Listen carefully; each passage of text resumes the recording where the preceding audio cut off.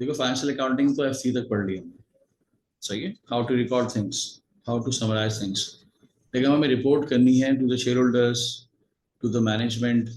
तो रिपोर्टिंग के लिए हमारे स्किल्स पहले से क्या होने चाहिए, बेहतर।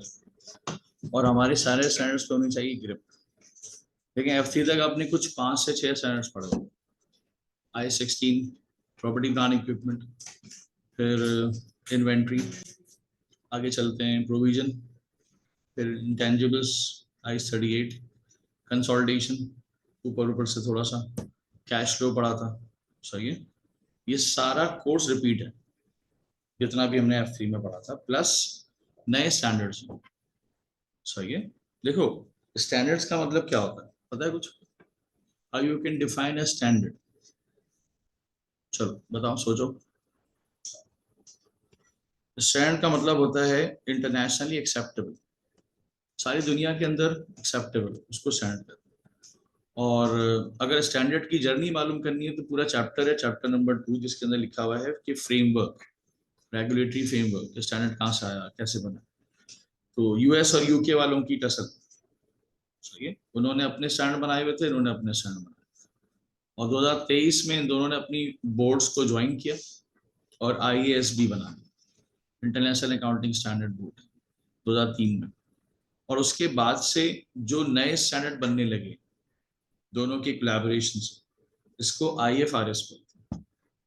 तो IAS और IFRS दोनों में फर्क कोई पूछे तो क्या बताओगे? हाँ, 2003 के बाद जो है वो सारे IFRS एग्जैक्टली से। और दूसरा, ये सारी अलाइन है। अलाइन से मतलब है दुनिया में किसी को कोई प्रॉब्लम नहीं, इंटरनेशनली एक्सेप्टेबल है। तो स्टैंडर्ड बनाते क्यों है? सवाल ये है ताकि हम दूसरे मुल्कों के दिमाग, उनके लोग, स्किल्स अपने मुल्क में इस्तेमाल कर सकें। बहुत बड़ा गेम है, सही है, जिसके अंदर उन्होंने सारे स्टैंडर्ड जब एक साइड से बना दिए तो अब AC से करना यहाँ पे है और जॉब निकलेगी ग्लोबली, तो कहीं ना कहीं जाके फिट हो जाएंगे। क्या फिर अगर हमारे मुल्क के अकाउंटिंग स्टैंडर्ड होते जिसको हम कहते हैं rule based accounting, rule base का मतलब है हमारे मुल्क का कानून, और एक होता है प्रिंसिपल बेस, इंटरनेशनली जो रूल्स बने हुए। तो दोनों में फर्क क्या होता है? अगर आपसे कोई पूछे कि रूल बेस्ड अकाउंटिंग और प्रिंसिपल बेस्ड अकाउंटिंग में फर्क क्या, तो हम कहेंगे सर मुल्क का एक अपना सिस्टम होता है, एक अपना स्टाइल होता है, अगर उससे चल रहा है तो फिर वो कौन सी अकाउंटिंग है, वो रूल बेस्ड।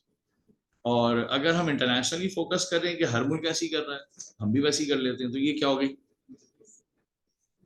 क्या कहेंगे, प्रिंसिपल बेस्ड अकाउंटिंग। तो बताओ हम क्या पढ़ने वाले हैं? चलो MCQ आ जाए तो बता देना, सही, ये भी छोटी सी बात है वैसे, लेकिन आ जाती है कि रूल बेस में क्या होता है, नहीं मुल्क का कानून, प्रिंसिपल बेस में क्या होता है, दुनिया का कानून, जो कि यूनिवर्सली एक्सेप्टेबल है। कभी ऐसा होगा कि मुल्क के किसी रूल को टसल होगी इंटरनेशनल कानून से, इंटरनेशनल प्रिंसिपल से? तो अकाउंटिंग में लिखा हुआ है फिर रूल बेस्ड अकाउंटिंग चलेगी उस एरिया में खास तौर पर, वरना हर जगह क्या चलेगी, प्रिंसिपल बेस्ड, क्योंकि टसल ही नहीं, क्या फिर। अच्छा ये बताओ हर मुल्क में फाइन्स और पेनल्टी सेम अमाउंट होती है, तो किस बात पे फाइन और किस बात पे पेनल्टी होगी इसके बारे में नहीं पता, इसको कहते हैं रूल बेस्ड अकाउंटिंग। चलो ये बताओ हर मुल्क का टैक्स सेम है, टैक्स सिस्टम सेम है, सिस्टम की सेम, टैक्स की भी टाइप्स है ना, क्या कर, प्रोग्रेसिव, रिग्रेसिव, परसेंटेजेस, हर मुल्क की अपनी अपनी गवर्नमेंट डिसाइड करती है परसेंटेजेस ना। तो क्या हर मुल्क की गवर्नमेंट अलग अलग होती है? इसका मतलब है ACCA का टैक्स कितना भी पढ़ लें, जहां जहां UK या US में ACCA का टैक्स चलेगा वहां तो जॉब निकलेगी, बट इन मिडिल ईस्ट, इन पाकिस्तान हमें थोड़ा सा प्रॉब्लम होगी, क्योंकि हल्के फुल्के सारे टैक्स के रूल्स क्या होंगे, वो चेंज। तो कह सकता हूँ ये रूल बेस्ड अकाउंटिंग हो गई, टैक्स अथॉरिटी का कहना कि हम ऐसा करें। इंटरनेशनली आप लोग क्या करते हो मुझे उससे कोई एतराज नहीं है, लेकिन हम ऐसा करें। तो ये बताओ जिस मुल्क में होंगे क्या उसको फॉलो करना पड़ेगा, जिस मुल्क में भी होंगे, इसको कहते हैं रूल बेस्ड अकाउंटिंग। तो हम पढ़ेंगे प्रिंसिपल बेस, साथ साथ उसका टच बिल्कुल जब कोर्स एंड हो रहा होगा तो रूल बेस्ड अकाउंटिंग की बात भी कर लेते हैं, सही है। अच्छा, एलिमेंट्स ऑफ फाइनेंशियल स्टेटमेंट तो याद होंगे, बचपन से पढ़ते आ रहे हैं। और अब इन्हीं एलिमेंट्स को प्रॉपर तरीके से 5 जगहों पे लेके जाना है, दैट्स कॉल्ड कंपोनेंट्स। और ये बेसिकली आपके पेपर के मेन क्वेश्चन के आंसर्स, मतलब ये बनाना होता है पेपर में। और पेपर स्ट्रक्चर भी बताऊंगा किस तरह से आता है एफआर का पेपर। और आप में से किसी को पता है कि एसीसीए का पेपर तो ये चौथा है, 4, 5, 6, 7, लेकिन इसको पहले क्यों पढ़ते हैं? देखो मसला ये है कि FA1 पढ़ा, FA2 पढ़ा, F3 पढ़ा, तो फाइनेंशियल अकाउंटिंग से थोड़ा सा फेमिलियर हो गया। और फिर जब F3 छोड़ा तो उसमें कुछ स्टैंडर्ड पढ़ लिए थे। और स्टैंडर्ड की अच्छी बात क्या पता है, उसको हम कहते हैं ब्लाइंड फॉलो। क्यों? Once you learn an standard, ना समझ में आए तो याद कर लो, साफ सी बात। ना समझ में आए तो एंट्री याद कर लो, जगह याद कर लो, प्लेस याद कर लो। समझ में आया तो बहुत अच्छी बात है, logically concept must be clear, अच्छी बात है। बट नहीं समझ में आया सर, मैंने कहा याद कर लो भाई, और क्लियर थोड़ी है। It's not management accounting, it's not performance management. हर किसी का सोचने का एंगल अलग अलग हो सकता है, हर किसी का अलग अलग आंसर हो सकता है, और क्योंकि वो सही जा रहा होगा तो उसका आंसर एक्सेप्ट कर लिया जाएगा। यहाँ अगर आप सही प्रोसेस से नहीं चले ना, गया आंसर। तो इनकम स्टेटमेंट का नाम याद है, SOCI, statement of comprehensive income. इसके अलावा statement of changes in equity, सही है। और इनकम स्टेटमेंट के फौरन बाद बनती है, ये रूल है। और फिर क्या बनेगी? बैलेंस शीट, सही है। मतलब हमें कम से कम भी 22 स्टैंडर्ड पढ़ने, पहले तो 22, इसमें से 6-7 हम पहले पढ़ चुके हैं, बहुत ही लोअर लेवल। उसको पॉलिश करेंगे पहले, उसको थोड़ा स्ट्रॉन्ग करेंगे, और सही। और उस 22 स्टैंडर्ड को पढ़ने से क्या मिलेगा? MCQs की तैयारी, ऑब्जेक्टिव टाइप क्वेश्चंस की तैयारी, OTQs, और CRQs की तैयारी, कंस्ट्रक्टिव रिस्पांस क्वेश्चंस। मतलब पेपर के कितने पार्ट्स हो गए? 3। कैसे टूटे हुए? 30, 30, 40। 30 marks MCQs, 30 marks OTQs, 40 marks CRQs, सही है। हमारा पूरा फोकस स्टैंडर्ड पे होता है। कैसे? मैं एक स्टैंडर्ड स्टार्ट कराऊंगा ना, उसको बैलेंस शीट तक लेके जाऊँ। कैसे? कैलकुलेशन, वजह, फिर कैलकुलेशन, फिर प्लेसमेंट, फिर एक्सट्रैक्ट्स, आखिर तक। तो क्या होगा? हर स्टैंडर्ड का आपको तैयारी हो रही होगी MCQs के हिसाब से भी, और ये जो CRQ बनेगा ना इसमें से, उसके हिसाब से। अच्छा, मुझे तैयारी इसकी करवानी है क्योंकि ये मैनुअल है। 40 मार्क्स टाइपिंग है, 60 मार्क्स टिक लगाने, सही है। मतलब 60 मार्क्स MCQs बेस्ड पेपर है, 40 मार्क्स मैनुअल पेपर, सही है। और मैनुअल पेपर में इन दोनों या इन तीनों में से कुछ भी 2 दे के 20 नंबर दे दे। क्या समझ? 3 में से 2 पूरे नहीं आती, बहुत लेंथी जाती है। Statement of confidence income, statement of equity, या स्टेटमेंट ऑफ आंसर, 3 में से 2 देगा, और कहेगा 20 मार्क्स दूंगा, दोनों बना के दिखा। अब वो बनेगी कैसे जब आपको स्टैंडर्ड पे ग्रिप ही नहीं होगी? तो इसीलिए हम पहले स्टैंडर्ड करते हैं। मतलब तरीका क्या होता है हमारी जो है प्रिपरेशन का, कि मैं पहले वो स्टैंडर्ड्स कराऊंगा जिससे आपके मैक्सिमम CRQ होते रहे, क्योंकि मुझे हर सूरत में कम से कम 15-20 दिन के अंदर ना एक लैब करवानी है। इतने स्टैंडर्ड हो जाए उसके अंदर कि हम एक आध सवाल खुद से कर सकते। वो एक सवाल थोड़ा लेंदी लगेगा, फर्स्ट टाइम होगा आपका, यहाँ PC पे होगा सारे काम। लेकिन फिर जैसे जैसे स्टैंडर्ड बनता जाएगा ना, एक नया स्टैंडर्ड पढ़ा, तो मैं आपको एक होमवर्क दूंगा कि आप ये वाला CRQ घर पे करें। कहाँ करना है? आपके माई ACCA प्लेटफॉर्म पे करना। वहाँ बाकायदा एक जगह बनी हुई ACCA की प्रैक्टिस मटीरियल, उसी सॉफ्टवेयर पे करना है। दिखाऊंगा कैसा है वो। Limited feature software, excel file और वर्ड फाइल दोनों होती है। लिमिटेड फीचर पे करने से क्या फायदा है? मेरा पेपर भी वही आएगा एग्जैक्ट, मतलब वही फाइल बनी हुई आएगी। तो जब मैं घर पे उस पर प्रैक्टिस करता रहूंगा बार बार, तो मुझे ऐसा लगेगा मैं पेपर में बैठा। हम प्रैक्टिस एक्सेल पे भी कर सकते हैं, लेकिन एक्सेल पे हम बिगड़ जाएंगे। मेजोरिटी ऑफ द स्टूडेंट्स जो है ना परेशान होते हैं पेपर वाले दिन, कहते हैं पूरे साल एक्सेल, पूरे महीने एक्सेल पे पेपर करते रहे, जब अचानक से वो सॉफ्टवेयर सामने आया तो घूम गए बिल्कुल। तो हम का सवाल करते ही कहाँ पे? उसी सॉफ्टवेयर पे। उससे क्या फायदा होगा? तो काफी हम उससे यूज टू हो जाएंगे। लिमिटेड फीचर का मतलब है कॉलम ऐड नहीं होते, रो ऐड नहीं होती, और जो है कट पेस्ट का ऑप्शन खुला हुआ है बस, और ट्रांसफर का ऑप्शन, लिमिटेड फीचर उसमें रह के कर देंगे, उसको मसला नहीं है उसका। अच्छा, कैश फ्लो स्टेटमेंट के बारे में थोड़ा बहुत पता है क्या थी? हल्का फुल्का मतलब नॉलेज में। कैश फ्लो कब बनता है पता है? दोबारा, हाँ वो एक कैश फ्लो का तरीका है, non cash item indirect method का एक तरीका है, वो भी है, और एक डायरेक्ट मेथड है कैश आइटम्स। सही है, चलो ये तो अच्छा है नॉलेज के हिसाब से। तो स्टेटमेंट ऑफ कैश फ्लो बनती है चौथे number, you can not out the sequence. Income statement के बाद चेन इक्विटी बनेगी, बैलेंस शीट बनेगी, बिकॉज कैश फ्लो को हेल्प चाहिए दो लोगों की, इनकम स्टेटमेंट और बैलेंस शीट, उसके बगैर बन ही नहीं सकती। इसका मतलब है जब मुझे लगेगा इन तीनों पे ग्रिप हो गई, इसको पढ़ना आ गया, बनाना आ गया, तो 1 से 1.5 महीने के बाद हम कैश फ्लो पे चले जाएंगे। बस एक ये बात है, 2 साल पहले कैश फ्लो को मना कर कि ये 20 मार्क्स के क्वेश्चन में आएगा, वरना कैश फ्लो एक अच्छा बड़ा सवाल होता है, लेकिन उन्होंने मना कर दिया। जब से ये मना हुआ है तो फिर हम उसको एमसीक्यूज और ओटीक्यूज के हिसाब से कराते हैं, मतलब थोड़ा जल्दी, क्योंकि जब वो प्रेजेंटेशन में ही नहीं है तो उस पर टाइम बर्बाद करने से क्या मिलेगा। तो इसलिए इसको हम थोड़ा सा लीस्ट इंपॉर्टेंट रखते हैं, आखिर में रखते हैं इसको। नोट्स टू द अकाउंट्स आपके एसबीआर में आएंगे। These are called the description of your workings. क्या आप ये जो कर रहे हो इसको मैं आपको कहूँ ब्रीफ करो 500 शेड्यूलर्स के सामने, तो आप नोट्स टू द अकाउंट्स के हिसाब से बताओ कि मैंने यूं किया, ऐसे फॉलो किया, ऐसे ऐसे प्रोसीजर्स फॉलो किए। तो जब भी आप जाके कभी नेट पे एनुअल रिपोर्ट देखें ना किसी कंपनी की, तो उसके शुरू के 4-5 पेज पे क्या बना हुआ होगा? Income statement, chain equity, balance sheet, cash flow, मुश्किल से 4-5 पेज पे कंपैरेटिव। बाकी 50 पेज पे क्या है? Notes, detail of your accounts. Her head के आगे लिखा हुआ है नोट नंबर 24, फिर लिखा है नोट नंबर 26। अब जब आप गए तो नोट नंबर 26 के 3 पेज। क्यों भाई? एक एक स्टैंडर्ड की एक एक बात वहां डिस्क्राइब हो रही। ऐसा क्यों करते हैं? ताकि स्टेक होल्डर को हमारी कंपनी की ट्रू एंड फेयर पिक्चर पता चले, क्योंकि हमारा स्टेक होल्डर नॉर्मली पढ़ा लिखा नहीं होता। हम कोई चार्ट अकाउंटेंट या मैनेजमेंट अकाउंटेंट नहीं रखते अपने शेड्यूलर, आम इन्वेस्टर्स रखते हैं। अब उनको कैसे पता चलेगा कि हम क्या कर रहे हैं?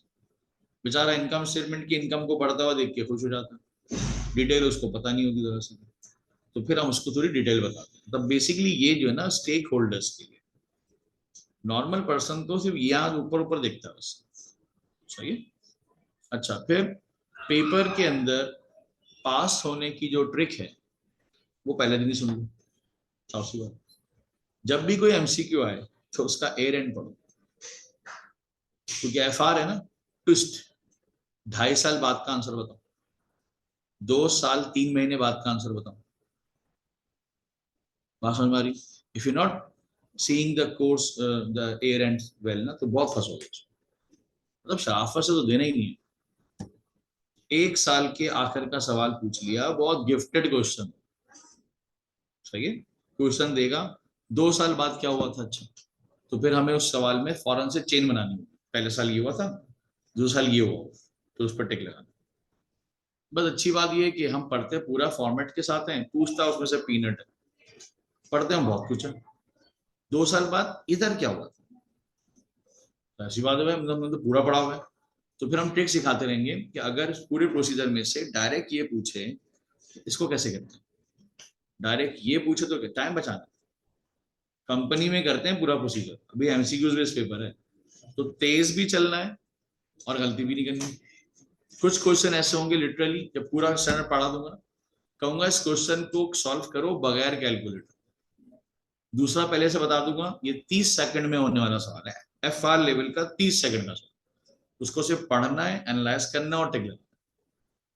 तो फिर कभी कभी बोलोगे आप सर ये कोई सवाल एफआर लेवल का ही नहीं। मैंने कहा जिसको समझ में आ जाए ना उसके लिए बहुत अच्छा सवाल है, और जो बेचारे को समझ में नहीं आया वो घूम जाएगा उसमें, बात तो छोटी सी होगी उसमें। तो हम असल में पूरा प्रोसीजर करते हैं कंपनीज के हिसाब से, लेकिन कंपनी के हिसाब से पेपर में सवाल नहीं आ सकता, वो बहुत लेंदी होता है। तो प्रोसीजर फोकस करो, एक एक बात को नोट करो, और जो पूछेगा उस पर फोकस करना कि वो पूछ कर। अच्छा, उसका पूछने का एंगल 2 जगह पे, या तो इनकम स्टेटमेंट के प्रोस्पेक्टिव से पूछेगा या बैलेंस शीट के प्रोस्पेक्टिव से। दोनों पूछेगा तो सवाल थोड़ा लेंदी होगा। It could be an OT, objective type में अच्छा लगता है। 10 नंबर का सवाल बनाएगा एक, थोड़ा सा बड़ा, उसको क्या होगा सॉल्व करके ना पूरा सुकून भी मिलेगा कि चलो भाई 10 मिनट लग गया सॉल्व करने में, लेकिन 20-10 नंबर भी तो मिले। पर बस 2 मार्क्स के एमसीक्यू के लिए इतना तुमने मुझे दिमाग चलवाया, फिर 2 नंबर मिले उसको, और वो भी अगर बॉक्स क्वेश्चन हो जिसका तो पता ही नहीं होता कि इसका सही आंसर क्या है। फिर इसमें देखो बहुत ख्याल रखना पड़ेगा कि नियरेस्ट टू 1000 कह रहा है, 2 डेसिमल प्लेसेस कह रहा है, अगर जीरोस लगे हुए हैं तो हमें नहीं लगाने, जीरोस नहीं लगे तो हमें लगाने। ये सारी बातें वो बोल लिखेंगे ना एसीसी का एग्जामिनेशन पे, तो पेज के ऊपर इंस्ट्रक्शन लिखी हुई है, यूं होता है, ऐसा होता है, और ये सारी लिखा होता है उसके अंदर, तो वो ये दिन बैठ के घर पे। दूसरा विच स्टैंडर्ड, एफआर लेवल तक भी अच्छी बात बताता हूँ आपको, एक एम स्टैंडर्ड लिख देगा एज पर IS2 इन्वेंट्री, फिर आगे की बातें शुरू कर, तो माइंड बन गया कि इस स्टैंडर्ड के बारे में पूछ रहा है, इसमें ये पढ़ के आया था क्या है। तो कौन से ईयर का आंसर पूछ रहा है, स्टैंडर्ड के हिसाब से इनकम स्टेटमेंट पूछ, ख्याल रखते हुए चलोगे तो बहुत अच्छी उम्मीद है कि गलत नहीं होगी। हम सब हैं और हम बड़ा अच्छा काम करते हैं, लेकिन हमारी वो जो आदत है ना कि जल्दबाजी की, उसमें हम काम खराब कर देते हैं। फिर अगर आपको याद हो शायद थोड़ा सा जहन में कि डेप्रिसिएशन निकालने के कन्वेंशंस 2 थे, मतलब प्रोपोर्शनेट और फुल एयर, तो याद आ रहा है, प्रोपोर्शनेट और फुल एयर दोनों में फर्क क्या था, कुछ याद? हाँ, फुल एयर पूरे साल का, अच्छा नहीं, फुल एयर का ख्वाब मत देखना, सही है, डेट्स पे खेलेगा गेम, पूरे पेपर में डेट से गेम, इसको सुकून ही नहीं है कि भाई साल के शुरू में भी मशीन खरीदी जा सकती है, फला एक्सपेंसेस साल के शुरू में भी हो सकते हैं ताकि पूरा साल आ जाए। नहीं, 3 महीने पहले हमने फला इवेंट किया, और उस 3 महीने के चक्कर में अगर मुझे कभी इंटरेस्ट निकालना हुआ तो 3 महीने में, मुझे डेप्रिशन निकालनी हुई, अमोर्टाइजेशन निकालना हुआ, किसी एक्सपेंस को अपॉर्शन करना हुआ, तो मुझे पूरे सवाल पे गौर से पढ़ना पड़ेगा, तो क्वेश्चन थोड़ा सा बड़ा ख्याल रखिए, सही है। अच्छा, मेन मेन बातें,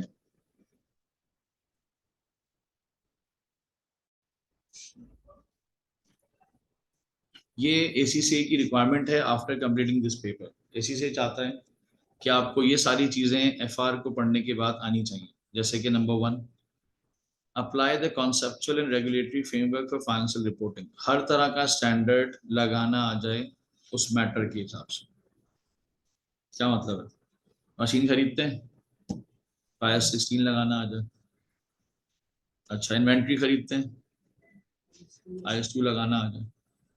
और अगर आपको लगता है कि मैंने कोई गुडविल या पेटेंट खरीद लिया तो IS38 पे चलना पड़ेगा। तो जैसा स्टैंडर्ड वैसी उसकी कैलकुलेशन, सिंपल सी बात है। अच्छी बात बता दूं, एक और, एक स्टैंडर्ड खत्म हो जाता है ना, उसका दूसरे स्टैंडर्ड से लिंक नहीं होता, तो इसीलिए जिस स्टैंडर्ड में हो उसको ढंग से पढ़ लोगे तो समझ लो उसकी ग्रिप हो। तो दूसरे स्टैंडर्ड में सर अगर मैं नहीं आया, क्लास मिस हो गई, तो मैंने कहा देखो दूसरा स्टैंडर्ड तो जाएगा हाथ से, पिछले वाले पे उस पर कोई इतना इफेक्ट उसका नहीं पड़ेगा, सही है। फिर accounting for transaction in according with international accounting standard, देखो आज तक डबल एंट्री तो बहुत बनाई, लेकिन स्टैंडर्ड के हिसाब से एंट्री जो है ना वो शायद अब बनाना चाहिए, कि फला स्टैंडर्ड ने अपनी फला चीज की रिक्वायरमेंट के लिए क्या एंट्री बताई थी, उसमें आप मुझसे सवाल करो सर इसकी नेचर क्या है, 5 में से कोई एक होगी, asset liability expense income capital, sir ये डेबिट क्यों हो रहा है, सर ये क्रेडिट क्यों हो रहा है, ये सवाल करो। और वो बचकाना किस्म की चीजें नहीं आएंगी, प्रीपेड और एक्रूअल्स का टी और ये सब नहीं आता इसमें, ठीक है, बैंक रिकंसिलेशन, कंट्रोल अकाउंट, सब सब बुढ़ा हो गया, छोड़ दो। अब सारे स्टैंडर्ड्स हैं। बहुत से बाद उसने गेम खेला है, सस्पेंस का पीछा नहीं छोड़ा। प्रॉब्लम इज दैट सस्पेंस एक ऐसी चीज है जो यूनिवर्सल है, कहीं पर भी हो सकती है। तो सोचो जब स्टैंडर्ड में सस्पेंस होता होगा तो किस नेचर का होगा। किसी बच्चे का वो स्टैंडर्ड हो गया थोड़ा सा वीक, और उसमें उसने कर दिया सस्पेंस, तो फिर आपको एंट्री याद नहीं आ रही, जब एंट्री याद नहीं है तो रिमूव कैसे करोगे उसको। इसीलिए स्टूडेंट बहुत पूछता है, मैं ना हर स्टैंडर्ड में एंट्रीज बनाता, आदत है, कहते सर पेपर में बनानी होगी एंट्री, मैंने कहा बिल्कुल नहीं बनानी, नहीं बनानी, सही बात है नहीं बनानी होती, लेकिन एंट्री से क्या होता है, कॉन्सेप्ट, फिर एंट्री से दूसरा फायदा, एंट्री में क्या एक आइटम कभी इनकम स्टेटमेंट का होता है, दूसरा बैलेंस शीट का, ज्यादातर इस तरह से चलती है एंट्रीज। तो एंट्री बनाने से क्या फायदा होगा, आपको ले जाना आसान हो जाएगा, इसको कहाँ ले जाना, नेचर भी क्लियर हो जाएगी, प्लेस भी क्लियर हो जाएगी, तो बड़ा फायदा होगा इससे। सही है। अच्छा, रेशियो एनालिसिस याद है कुछ, क्या था बताओ थोड़ा बहुत। हाँ, कंपनी की इवैल्यूएशन। सही है। आपके कोर्स में कंपनी की 4 तरह से इवैल्यूएशन, किसी भी कंपनी की, उसी को रेशियो एनालिसिस कहते हैं हम लोग। और ये एग्जामिनर का 2.5-3 साल से फेवरेट सवाल हुआ है 20। रेशियो एनालिसिस मतलब एक कंपनी जो मेरी है 2023 की, उसकी 24 के साथ कंपेयर, 23-24, इसको कहेंगे ट्रेंड एनालिसिस। फिर बताना होता है पूरी रिपोर्ट में अच्छा हूँ, बुरा हूँ, ऊपर जा रहा हूँ, नीचे जा रहा हूँ, मॉडरेट हूँ, बताना पड़ता है। अच्छा, फिर ये खत्म हो गया। दूसरा, मैं अपने कॉम्पिटिटर से कैसा हूँ, कॉम्पिटिटर एनालिसिस। अब बताना है मैं इसमें इसमें इससे अच्छा हूँ, जीपी में इससे बुरा हूँ, आरओसी में इससे बेहतर हूँ, गेयरिंग रेशियो में उसमें बुरा हूँ, ऐसे रिपोर्ट लिखनी होगी। अच्छा, तीसरे पे आओ, इंडस्ट्रियल कंपैरिजन। जिस इंडस्ट्री में मैं हूँ, जैसे कि तबानीस एजुकेशन सेक्टर का पार्ट है, एजुकेशन सेक्टर नहीं है, तो अगर एजुकेशन को डिक्लाइन होगा, फर्ज करो किसी भी तरह के एजुकेशन को, तो तबानी इवैल्यूएशन करेगा, मैं तो डिक्लाइन पे नहीं जा रहा, मैं भी एजुकेशनिस्ट हूँ। तो जब कंपैरिजन होगा इंडस्ट्री का अपने आप से, तो अगर इंडस्ट्री से ऊपर चलेगा तो हम देखो पूरे लोग खराब हो रहे हैं, हम तो सही हैं। और अगर उसमें नीचे आ गए तो हम शायद सोचने पे मजबूर हो जाएं कि भाई तो पूरी इंडस्ट्री बैठ रही है और मैं भी उसके साथ नीचे जा रहा हूँ, तो शायद मुझे इंडस्ट्री स्विच कर देनी चाहिए, this is the right time to switch. पर जरा जब वो पूरी इंडस्ट्री बैठ गई तब आपको ख्याल आ रहा है। तो रेशियो एनालिसिस अच्छी चीज है, लेकिन स्टैंडर्ड नहीं है। रेशियोस दुनिया का कोई स्टैंडर्ड नहीं है, लेकिन रेशियो निकालना कंपनी की प्लस में आ रहा है। जिन कंपनीज की एनुअल रिपोर्ट के लास्ट में उनके पास्ट ट्रेंड्स और सब लिखे हुए होते हैं, तो इंप्रेशन कैसा पड़ता है उस कंपनी का, अच्छा पड़ता है।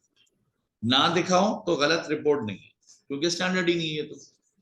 तो इसीलिए, क्योंकि आगे जाके आपका एफआर जो एसबीआर का पेपर है वो 65-70% रिटन रिपोर्टिंग है, कैलकुलेशन नहीं है उसमें, बहुत कम कैलकुलेशन, कैलकुलेशन रफ वर्क में होगी, मेन रिपोर्ट है सर। क्योंकि जाहिर सी बात है, डायरेक्टर का काम कैलकुलेशन तो नहीं होता, डायरेक्टर का काम तो ब्रीफिंग देना होता है कि भाई इस कंपनी ने इतने साल में जो किया मैं आपको समझाता हूँ फला फला स्टैंडर्ड में, उसके लिए वो हेल्पिंग हैंड के तौर पे कैलकुलेशन करता है रफनेस, फिर दोबारा रिपोर्ट पे आ जाता है। तो अभी तो चलो अच्छा है, पूरा पेपर 80-20 पे छूटा हुआ है, 80 मतलब प्रैक्टिकल, 20% थ्योरी, लेकिन ये रेशियो एकदम ट्विस्ट करे। सही है। तो अगर इस 20 मार्क्स के रेशियो की अच्छी आदत हो गई तो वो पेपर बड़ा अच्छा हो जाएगा। सही है। फिर जो स्टैंडर्ड यहाँ पे पढ़ोगे वो एसबीआर में रिपीट नहीं होते, तो जरा ढंग से पढ़ना है। लेकिन पेपर में वो भूल लेता, कहता भाई तुम तो क्वालिफाई होने वाले हो, बाहर जाने वाले हो, मैं तो कुछ भी पूछूंगा, अच्छा पढ़ गया हो। तो वहां 16 स्टैंडर्ड, यहाँ 22 स्टैंडर्ड, तो फिर सब मर्ज हो गए, कुछ 40 के करीब बन जाते हैं, 30-40। कुछ स्टैंडर्ड हम कभी भी नहीं पढ़ते, साफ सी बात है। इंश्योरेंस का स्टैंडर्ड हम नहीं पढ़ेंगे, बैंकिंग का स्टैंडर्ड हम नहीं पढ़ेंगे, मिनरल्स का नहीं हम पढ़ते, एक्सट्रैक्शन ऑफ ऑयल्स का नहीं पढ़ते, क्योंकि वो हमारा फील्ड ही नहीं होती ज्यादातर। लेकिन जब हम इन फील्ड्स में जाते हैं, इन कंपनीज में जॉब करने जाते हैं, तो वहाँ बाकायदा इसका कोर्स होता है, वो कोर्स हमें करना पड़ता है, वो स्टैंडर्ड पढ़ाते हैं बेसिकली वो हमें। सही है। फिलहाल हमारे इसमें कोर्स में नहीं होता है। And finally, income statement balance sheet बना के दिखाना, 20 मार्क्स का सवाल एक आएगा, और एक कंसोलिडेशन का सवाल आ सकता है। बेसिकली 3 बड़े सवाल गिनवाओ, कंपनी अकाउंट्स का सवाल, एक सिंगल कंपनी, रेशियोस एनालिसिस का क्वेश्चन, कंसोलिडेशन का क्वेश्चन, 3 में से 2 आएंगे 20 मार्क्स। वो आपकी किस्मत है, कौन सा देगा जिसमें से रेशियो। हाँ, कोई सवाल। हाँ, वो 20 मार्क्स का होता है, सिंगल सिंगल कंपनी कहलाती है। तो 20 मार्क्स का सवाल है, और वो इस पे बेस करता है ना, ये जो बताई ना मैंने आपको 3 चीजें,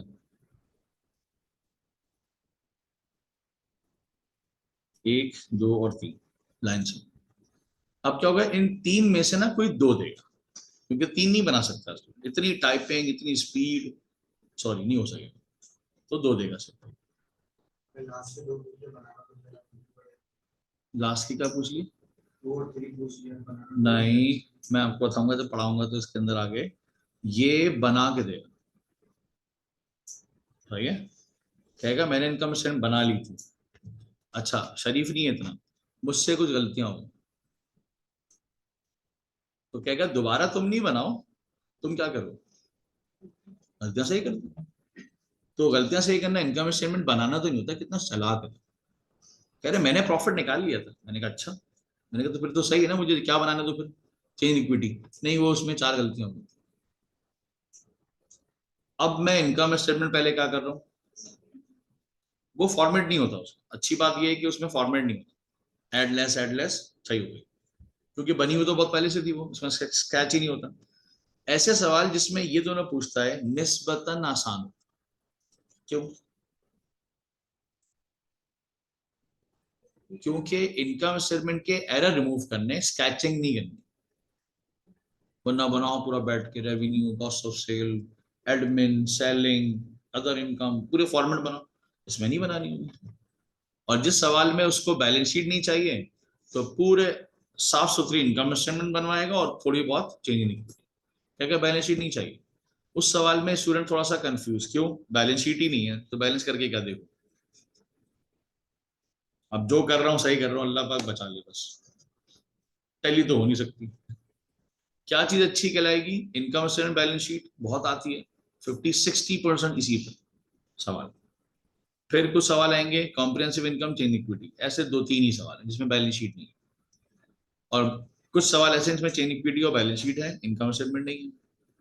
और ये सवाल आपको अच्छा लगेगा, क्यों, इसमें फॉर्मेटिंग नहीं, फॉर्मेटिंग कम है, पेपर अच्छा हो सकता है इसका, सही। तो ये एक 20 मार्क्स का क्वेश्चन है डिफरेंट वैरायटी के साथ। कंसोलिडेशन का सवाल, आपकी जितनी कंसोलिडेशन है वो, जितनी भी पढ़ी थी आपने F3 में, वो 2 घंटे में खत्म हो जाएगी। फिर शुरू होगी FR की कंसोलिडेशन, अगली क्लासेस में ये होती है। वो सब रिवाइज करते हैं हम पहले पूरा, जो पिछला पढ़ा था सारा, उसके बाद नया पढ़ते हैं उसमें। तो मतलब वो जितनी क्लासेस में ये पढ़ाओ ना, यहाँ वो 2 घंटे में खत्म हो जाएगा, क्योंकि वो सब बेसिक्स था। अब वो थोड़ा एडवांस हो जाएगा इसके अंदर। अच्छी बात ये है कि एक कंपनी, एक कंसोलिडेटेड कंपनी और एक एसोसिएट आ सकता है मैक्स पेपर। तो याद है कंसोलिडेशन थोड़ा बहुत, वो बिल्कुल शुरू से पढ़ेंगे, उसकी टेंशन नहीं लो, सही है, उसका मसला नहीं है। तो उसको डिस्कस करने का भी फायदा भी नहीं है जब कुछ समझ में नहीं आ रहा। तो बहरहाल बस ये मेन बना लो, आपका पेपर जो है ना वो, ये सिलेबस था आपका, और इसमें मार्क्स जो है ना वो इस तरह से बटे हुए, देखो ये स्केच है आपका। सेक्शन ए आएगा 15 ऑब्जेक्टिव टाइप क्वेश्चंस OTQs, लेकिन इस OTQs के अंदर ना, इसको MCQs ही कहते हैं ये लोग, 2-2 मार्क्स के सवाल होंगे 15।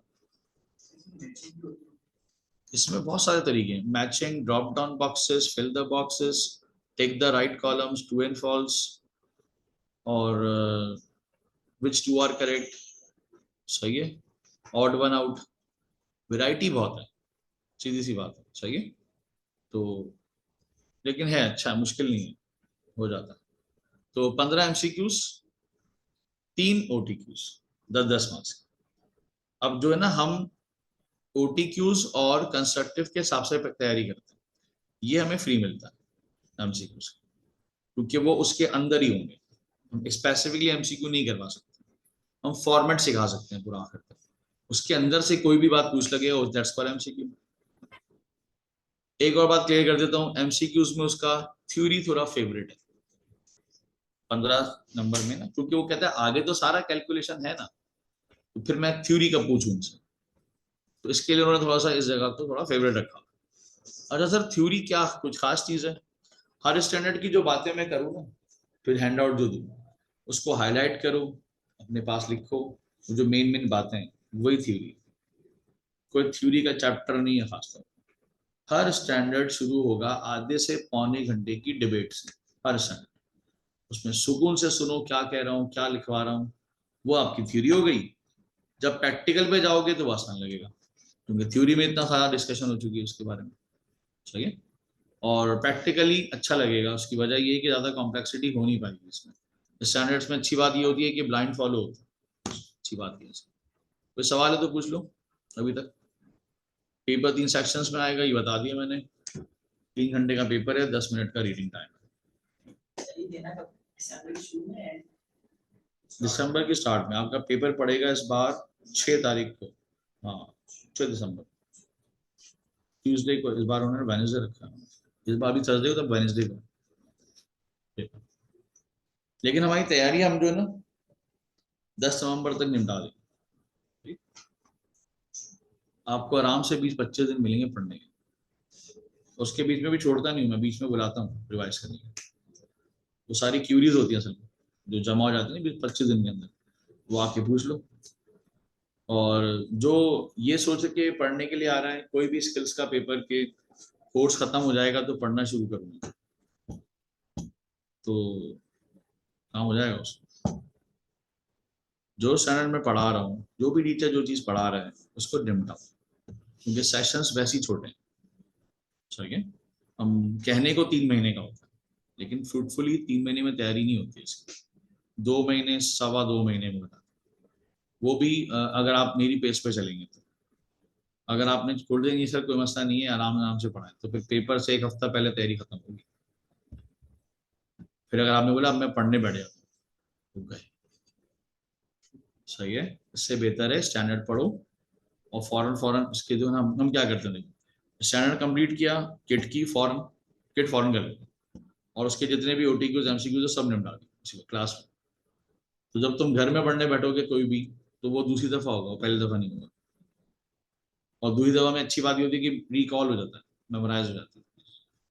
अगर मैं ये कहूँ ना कि देखो स्टैंडर्ड खत्म हो गया, जाओ किट के ये 5 और बीबीबी के ये 6 सवाल करके आ जाए, तो सब सुबह उठ के ऐसे आ जाएंगे, जीरो बेनिफिट।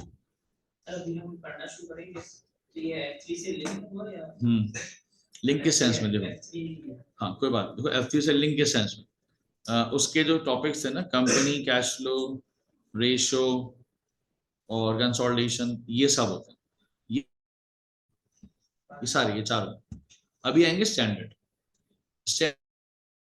जीरो पे।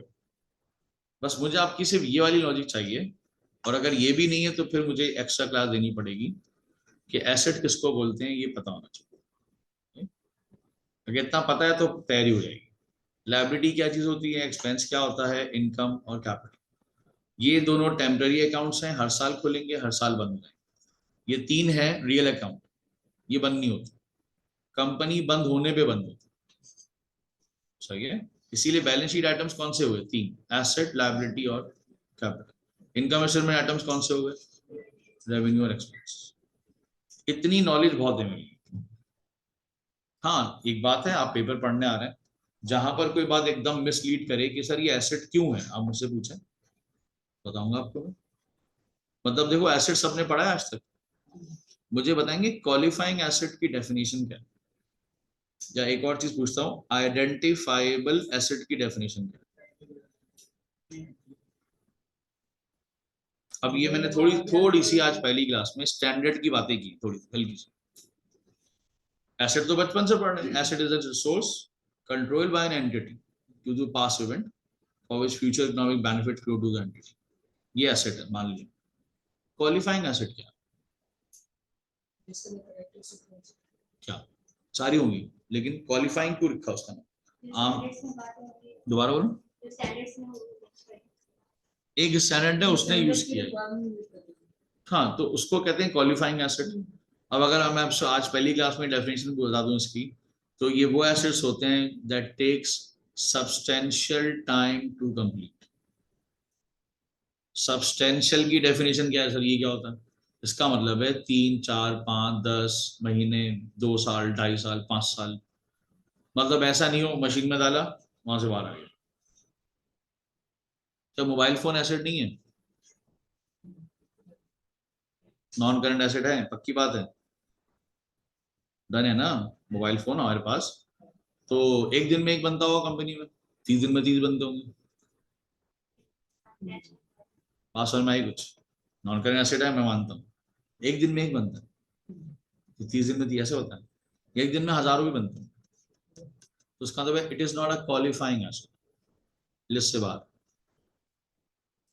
लैपटॉप लिस्ट से बाहर, air conditioner non current asset है, मानता हूँ लिस्ट से बाहर। तो पर इसमें क्या पढ़ाएंगे sir? Bridge, office, building, shop, ship और एरोप्लेन, कार्स, ट्रक्स, ये फॉरेन नहीं बनते। अच्छा, कार्स और ट्रक्स तो मस्जिद से बहुत बहुत बनती है। आगे लिखा हुआ है made to order car, made to order truck, customise इसको, इट टेक्स टाइम। कुछ बात समझ में आई? तो एसेट तो पढ़ते आ रहे हैं बचपन से, व्हाट इज क्वालिफाइंग एसेट पहले दिवस में। तो ये हर एसेट क्वालिफाइंग एसेट नहीं होता।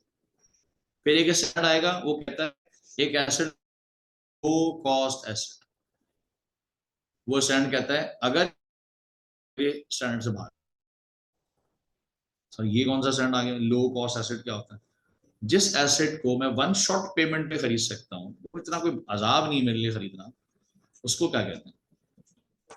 जैसे water dispenser, fan, multimedia, AC, one shot payment खरीद सकते हैं ना।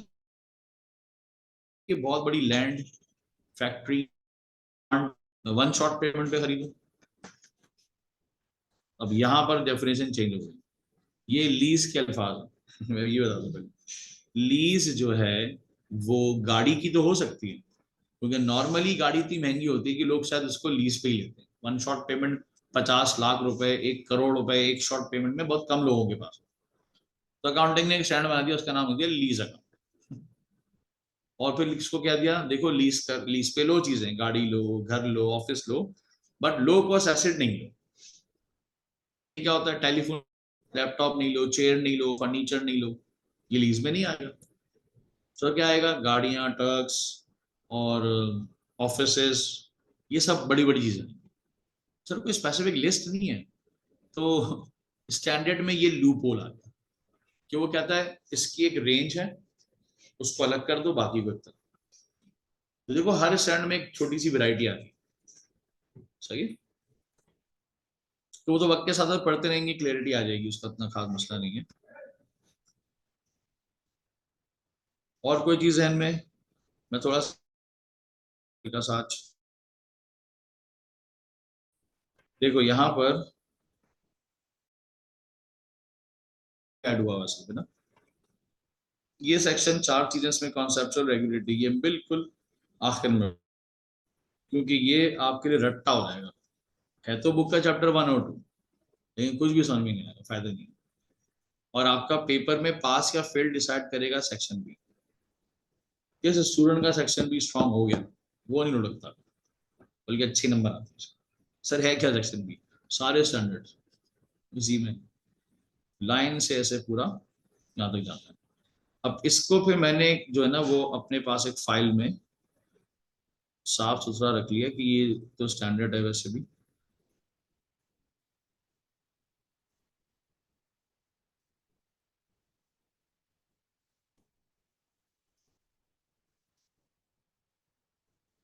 लेक्चर प्लान,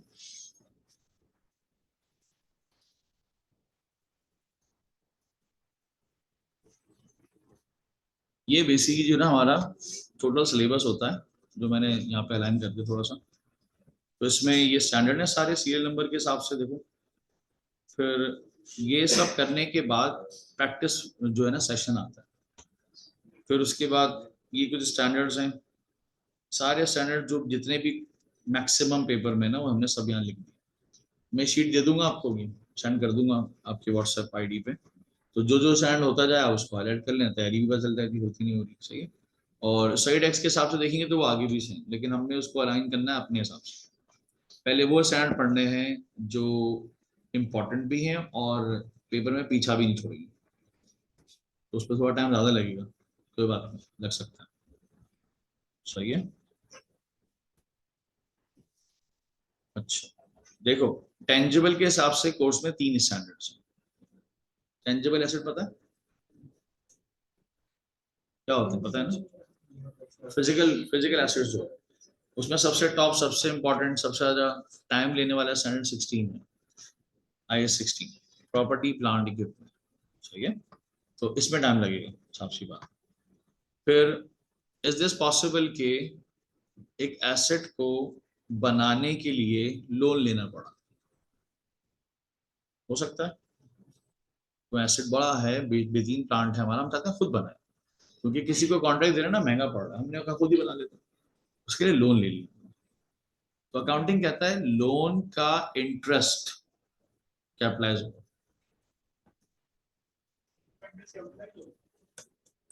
अब उसकी लॉजिक पूछी, ये क्या बात की भाई, स्टैंडर्ड ही बना दिया उठा के पूरा उसमें 23 के नाम से। कहने लगे स्टूडेंट को याद होगा, एक होता था कैपिटल एक्सपेंडिचर, होता है रेवेन्यू एक्सपेंडिचर, कुछ याद आ रहा है हल्का हल्का बिलर बिलर। कैपिटल क्यों होते थे?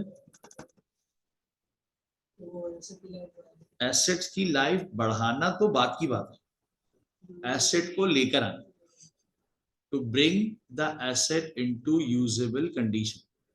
उन सारे एक्सपेंडिचर्स को क्या कहते हैं, डेफिनेशन फिर डिफाइन करते हैं, to bring the asset into workable और यूजेबल कंडीशन। इसका मतलब है रास्ते की इंश्योरेंस, इंपोर्ट ड्यूटी, कस्टम, ये सब पढ़ेंगे, ट्रांसपोर्ट और इंस्टॉलेशन, प्रोफेशनल फीस, सब क्या कर देते थे, उठा के एसेट की कॉस्ट में डाल देते, ऐसी था ना। तो जब ये रूम बन रहा था फर्स्ट टाइम, तो पेंट हो रहा होगा इस पर, आज से कुछ साल पहले वायरिंग हुई होगी, इसमें स्विच लगे होंगे, ये सब कौन से एक्सपेंडिचर थे, कैपिटल थे, सही। अगर तबानी साहब ने इस कैंपस को बनाने के लिए लोन भी लिया था, अगर तबानी साहब, तो अगर ये कंपनी होती कोई, तो S23 बीच में आया था, इसका नाम है बोरिंग कॉस्ट। क्यों बोरो किया भाई? सर वो बनाने के लिए, उसका मतलब है जब तक वो बन नहीं जाता उसका जो इंटरेस्ट है वो भी क्या होगा, क्योंकि वो क्या है, to bring the asset into usable condition. Logic ये लेकर आता, हमने कहा बात तो सही है, पूरा स्टैंड बना दिया 2008 के अंदर। अब क्या होता है, लोन लिया, लोन के पैसे देते रहे, एसेट हल्के हल्के बनता रहा। ये बताओ during the course of the completion वो डेप्रिशिएट हो रहा होगा, कैसे होगा, बना ही नहीं, कहां से होगा।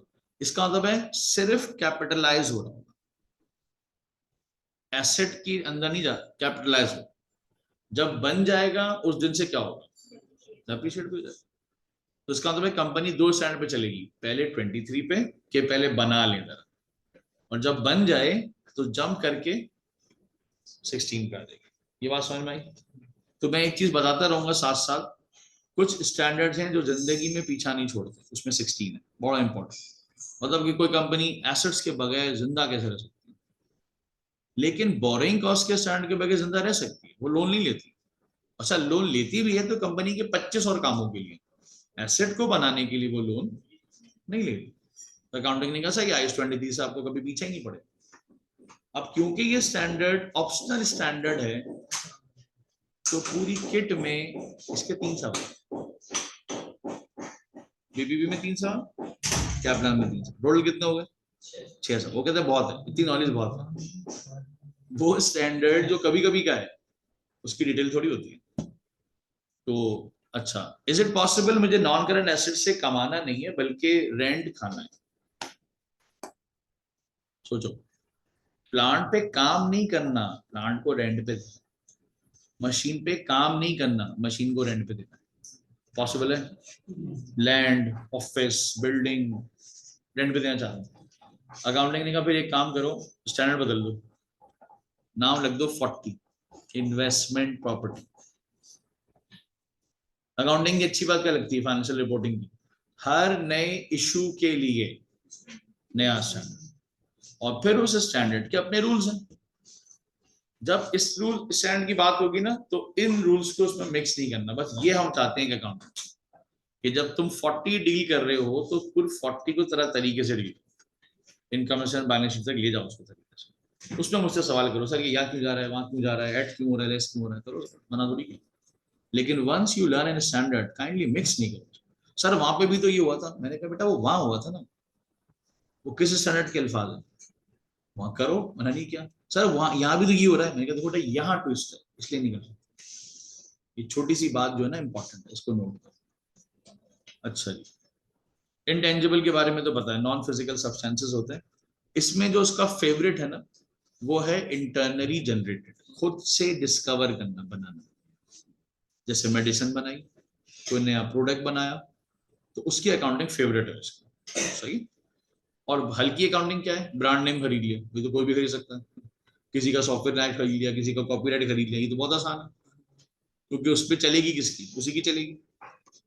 कुछ साल तक मेरी चलेगी with some rules and regulation, एक स्ट्रिक्टेड बाउंड्री में चलूंगा, सही है। तो इसकी अकाउंटिंग है, आसान है। फिर अच्छा ये बताओ, ऐसे को डेप्रिशिएट क्यों करते हैं, एक चीज सवाल है छोटा सा, शायद याद आ जाए कुछ। Why you depreciate an asset, क्यों करते हैं?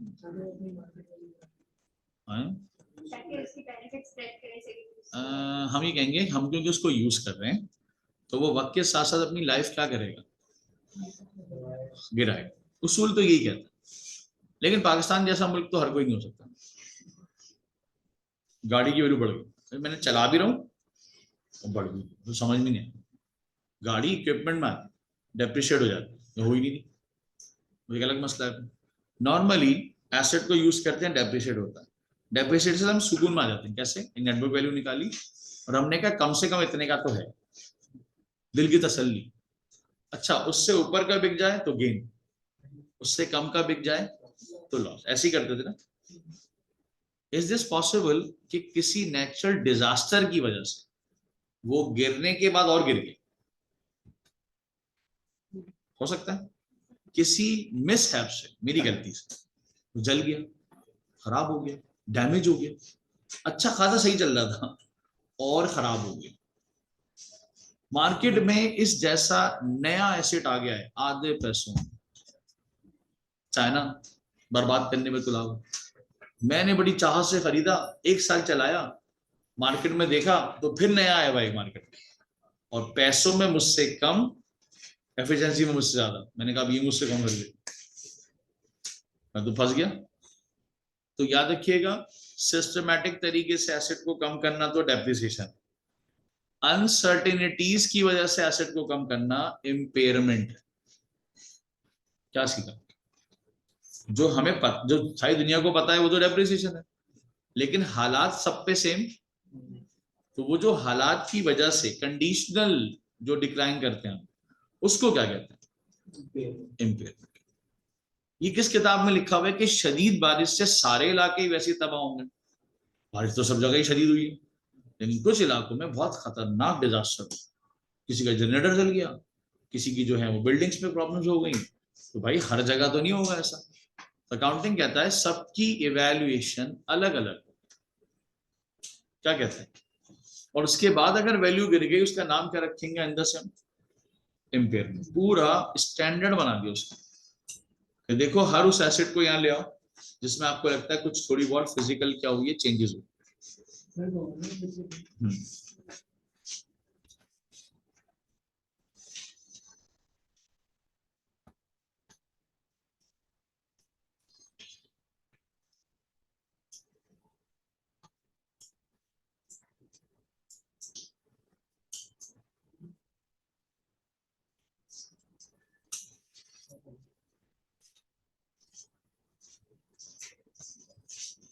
हमें कोर्स में क्या पढ़ने वाले हैं पता तो भी क्या पढ़ने वाले, थोड़ा सा कान में डाल दूंगा सारा, जैसी स्टैंडर्ड आएगा ना तो पता होगा हाँ पढ़ना तो था स्टैंडर्ड।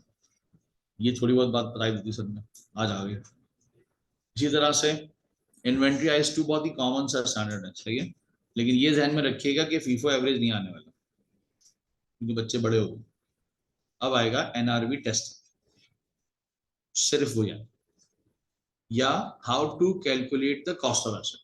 इसमें आपकी मैनेजमेंट अकाउंटेंसी की मुझे सारी वो एक्सपर्टीज चाहिए होंगी, raw material, labour, direct overheads जो होते हैं वो आएंगे, फिर डायरेक्ट एक्सपेंसेस, फिर वेरिएबल ओवरहेड्स और नॉन प्रोडक्शन हटा देंगे उसमें से, कॉस्ट बनाना आना चाहिए। दो बातें चाहता है वो एग्जाम में आपसे, एक वहां की परफेक्शन और एक एनआरबी टेस्ट, सही है।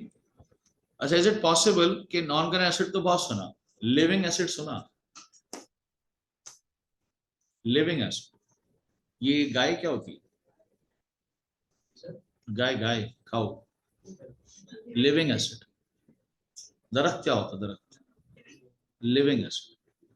क्या इस पे बिजनेस हो रहा है आजकल, तो उसके लिए अकाउंटिंग स्टैंडर्ड बना दिया। नाम रखा बायोलॉजिकल एसेट्स, क्योंकि जिंदा होते हैं, या एग्रीकल्चरल IAS 41। दो चीजों को डील करेंगे इसमें। हर तरह के ऐसे प्लांट जो रिजल्ट देते हैं, क्या कहा मैंने, ऐसे प्लांट जो रिजल्ट देते हैं। वेजिटेबल रिजल्ट नहीं देता वेजिटेबल नहीं आता इसमें। वेजिटेबल उगा, बिका, खत्म। ठीक है, what about dates tree, banana tree, pineapple, ये क्या होता है, बनाना ट्री लगा दो, हर कुछ अरसे बाद आपको बनानास मिल जाएंगे, निकालो बेच दो। दोबारा, सब्जी में हर बार प्लांटेशन है, सीड डालो, काटो, बेच दो, फिर दोबारा प्लांटेशन, फिर दोबारा उगेगा। हाँ, ये देखें, वो कुछ चीजें ऐसी हैं जो कि अगर जैसे टी लीव्स, जैसे आपने कहा ना, टी लीव्स ऐसा है जो इसमें आ रहा है। क्यों? क्योंकि टी का दरख्त नहीं तोड़ते, टी का ना लीफ तोड़ते हैं और बेच देते हैं सुखा के, उसमें नई लीव आ जाती है। तो ये किसमें फॉल कर रहा है आजकल? IAS 41 biological assets. क्योंकि एक दफा सुकून से पहले आप लगा लें फसल, वो आपको देते रहेगा और आप उसको बेचते रहेंगे। सही है। लेकिन कोई ऐसा होगा जो लकड़ी इसलिए उगा रहा है कि उसको काटेगा और बेच देगा, ऐसे होते हैं कुछ, वो नहीं आएगा इसमें। Vice to inventory, one time use. Milk, cow for milk, ये है तो आ जाएगा। काउ फॉर ट्रांसपोर्ट नहीं आएगा, नहीं आएगा। ट्रांसपोर्ट 16 है ना, चला के स्टैंडर्ड देखो। काउ फॉर ट्रांसपोर्ट गांव देहात IAS 16 है, ट्रांसपोर्ट यूज हो रहा सही। और cow for meet IAS 2 inventory, पालो, काटो, बेचो, one time use, one time benefit. अच्छा, फिर हर वक्त बेनिफिट, पालो, मिल्क लो, बेचो, अगले दिन फिर मिल्क, फिर बेचो, फिर मिल्क, फिर बेचो, हिफाजत करो, वैक्सीनेशन कराओ, इसको फीड में ख्याल रखो। इसकी इवेल्यूटर आता है और इसकी लाइफ बताता है कि अब ये या तो बीमार हो गई, एक्सपायर हो गई। बहुत जबरदस्त स्टैंडर्ड है, लेकिन मुश्किल नहीं, अच्छी बात है। अब सोचो, एंग्रो, एंग्रो सुना? एंग्रो का प्रोडक्ट है ऑल्पस, नेस्ले है, उनका प्रोडक्ट है मिल्क पैक। तो क्या इनके फार्म्स होंगे? फार्म्स। अब दोनों पब्लिक लिमिटेड कंपनीज हैं, शेयर्स हैं इनके मार्केट में, एंग्रो के भी, यूनिलीवर के भी, नेस्ले के भी, इनके शेयर्स हैं मार्केट में। तो अगर उन्होंने फार्म खोला तो इनको क्या फॉलो करना पड़ेगा? Standard IAS 40। सही है, उसकी इवैल्यूएशन होगी पूरी। वो कमाए, इनका मना कौन कर रहा है, लेकिन स्टैंडर्डाइज तरीके से। सही है। और आगे चलते, लोन्स की सारी अकाउंटिंग फाइनेंशियल इंस्ट्रूमेंट के स्टैंडर्ड में होती है, हर तरह का लोन। प्रेफरेंस शेयर्स क्या होता है, किसी को पता है? प्रेफरेंस शेयर, शेयर तो दो तरह के होते हैं, ऑर्डिनरी और प्रेफरेंस। कौन से होते हैं? वो हम पे लायबिलिटी होते हैं अब उसकी क्योंकि नेचर ही लायबिलिटी होगी तो ये स्टैंडर्ड कहता है मैं पढ़ाऊंगा तुम्हें फिर। लोन नोट्स तो बचपन से पढ़ते आ रहे हैं, बैंक से लोन लिया, लेकिन डेबेंचर, मॉर्गेज, बॉन्ड्स, प्रेफरेंसेस, इनकी तो अकाउंटिंग है दुनिया में, वो फाइनेंशियल इंस्ट्रूमेंट्स कहलाते हैं, उसकी अकाउंटिंग यहाँ पड़ेगी। इवन शेयर्स की अकाउंटिंग भी पढ़ाते हैं। अच्छा, लीजिंग, आज की दुनिया का बड़ा जबरदस्त। एक बात बताओ, एक जगह 5 करोड़ की है, आपके पास 5 करोड़ नहीं, तो नहीं करूं बिजनेस। एक मशीन 5 करोड़ की है और बहुत महंगी मशीन है, तो छोड़ दूं। और आपको मशीन चलानी आती है बड़ी जबरदस्त, लेकिन आपके पास 5 करोड़ रुपए नहीं, आप लोन नहीं लो, लीज पे ले लो। लीज पे आपको उसको देने पड़ेंगे 40 lakh per month, per year. और एक लाइफ डिसाइड हो जाएगी, कॉन्ट्रैक्ट पर भी 5 साल तक चलाऊंगा उसको, फिर भी। दोबारा बोलो। हाँ, इंटरेस्ट भी देना होगा, ना पे करने पे पेनल्टी भी भरनी होगी, मुझे सब सब है इसमें। लेकिन 5 करोड़ नहीं गए जेब से, तो सोचो। दूसरी इंपॉर्टेंट बात, पेमेंट तब देनी जब कमाओगे। आसान है, मुश्किल? लीज पे ले लिया, एक डाउन पेमेंट की हल्की बुल्की, मशीन आ गई पूरी, फिर क्या बिजनेस। बिजनेस से क्या आया? प्रॉफिट। अब तुम्हें अगर पता ही नहीं था मुझे बिजनेस करने आता, तो बेवकूफ हो भाई, पेनल्टी लगेगी तुम पे। और तुम्हें कॉन्फिडेंट है कि I can do the business, तो बिजनेस से कमा के दो ना, उसमें से फ्री पड़ गया तुम्हें, देखते पैसे भी नहीं फंसे। तो आजकल लोग चालाकी क्या कर रहे हैं, इंटरेस्ट को सूद से हटा के ये सूद हराम ये सब, लीज का स्टैंडर्ड चल रहा है टाइट। जरा सी अकल नहीं है, गाड़ी मिलती है लीज पे, उसमें इंटरेस्ट होता है मार्कअप कंपाउंडेड समेत, बहुत महंगा होता है। अच्छी वाली 30 35 40 लाख की गाड़ी आपको 55 60 लाख में पड़ती है, लेकिन क्यों? प्रेस्टीज जो एंजॉय करनी है कि मेरे पास ये गाड़ी है, मेरे पास आज से ये गाड़ी है 2024 मॉडल। तो अब कोई पूछेगा ना कहाँ से ली, तो क्योंकि हमें पता है उस मोहल्ले में 50,000 90,000 ज्यादा तनखा नहीं उसकी, और 40 45 हजार की गाड़ी उठाई हुई है पर मंथ के हिसाब से कॉन्ट्रैक्ट होता है उसका। तो कहते हैं मैं दे सकता हूँ 40,000, मैंने कहा वाकई दे तो सकते हो, लेकिन इंटरेस्ट बेरिंग है सर, और देख लो। इससे बेहतर है 40 जमा करता, साल के कितने जमा हो जाते हैं, जमा कर लेते 40, साल के कितने जमा होते हैं? 4,80,000। कोई छोटी गाड़ी ले ली, अगले साल कोई दूसरी गाड़ी ले ली। अब हम ये कोई अकाउंटिंग में थोड़ी सिखाएंगे तुम्हें, देखो इंटरेस्ट से बच जाओ, यूं करो। हम कहेंगे पढ़ो, पास हो, आगे जाओ, मतलब स्टैंडर्ड है, पूरा पूरा स्टैंडर्ड में इंटरेस्ट भरा पड़ा है, जहाँ है सारा, टेबलिंग करनी है सारी उसकी, फॉलो आपको प्रैक्टिकल लाइफ में देखना पड़ेगा उसको कैसे करना है। कि जब कोई महंगी ऑफिस इक्विपमेंट समझ में ना आए तो उसको क्या करो, उसको लीज पे ले लो, सही। अच्छा जी, प्रोविजन काफी हद तक पड़ा हुआ है, बस याद रखिएगा ये वो प्रोविजन है जो अनसर्टेन टाइमिंग का होता है, सर्टेन वाले प्रोविजन नहीं पड़ते इसमें। कौन से? ऐसे ही पूछ रहा हूँ, सुना होगा ना, प्रोविजन फॉर डेप्रिसिएशन या अलाउंस फॉर डेप्रिसिएशन या एक्यूमुलेटेड डेप्रिसिएशन। मुझे एक सवाल का जवाब दें, ये क्या अनसर्टेन है? किसने कहा ये अनसर्टेन? ये तो सर्टेन है, पता है कि जब लिया है तो चार्ज होगा, ऐसी है ना। टैक्स कंपनी खोली तो टैक्स रजिस्टर्ड हो गए, अब टैक्स देना नहीं देना, तो provision for tax uncertain, certain. Sir यहाँ क्या पढ़ाने वाले हैं? कोई एक्सीडेंट ना हो जाए, हम पे कोई केस ना हो जाए, कोई लॉ की जाए, हम किसी लॉ के, इन अनसर्टेनिटीज के लिए बैठाते हैं बोर्ड पूरा जिंदगी में। फिर वो अंदाजे लगाते हैं, फिर उसके ऊपर पूरे पैरामीटर्स हैं, अंदाजे कंफर्म की तरफ जा रहे हैं तो एंट्री बनाओ, अंदाजे अंदाजे ही हैं तो नहीं बनाओ, क्या ख्याल है? और IS 10 भी पढ़ाया था उसमें, F3 में ना। इसमें क्या होता है, इवेंट्स आफ्टर रिपोर्टिंग पीरियड्स, ये ऑडिटर का स्टैंडर्ड है। ऑडिटर आपके सारे फाइनल अकाउंट्स को चेक करने के लिए आता है, और उसको सिर्फ ये देखना होता है आर द एविडेंसेस अवेलेबल, जो डेटा आपने मुझको दिया, मिल गए, डेटा के साथ मैच हो गए, मुझको क्या एतराज है, जाओ, सही हो आप बिल्कुल।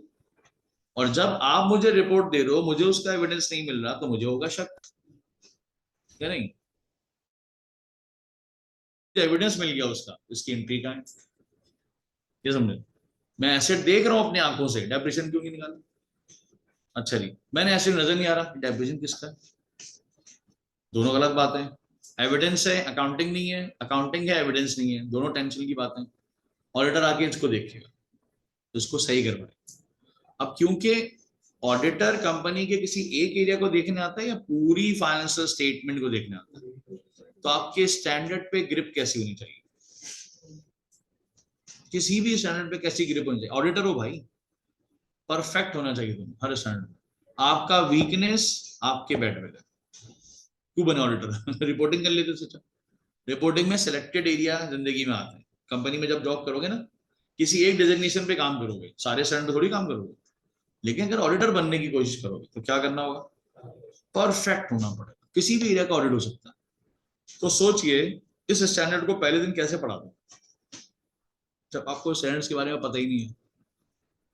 तो ये स्टैंडर्ड हो गया 10।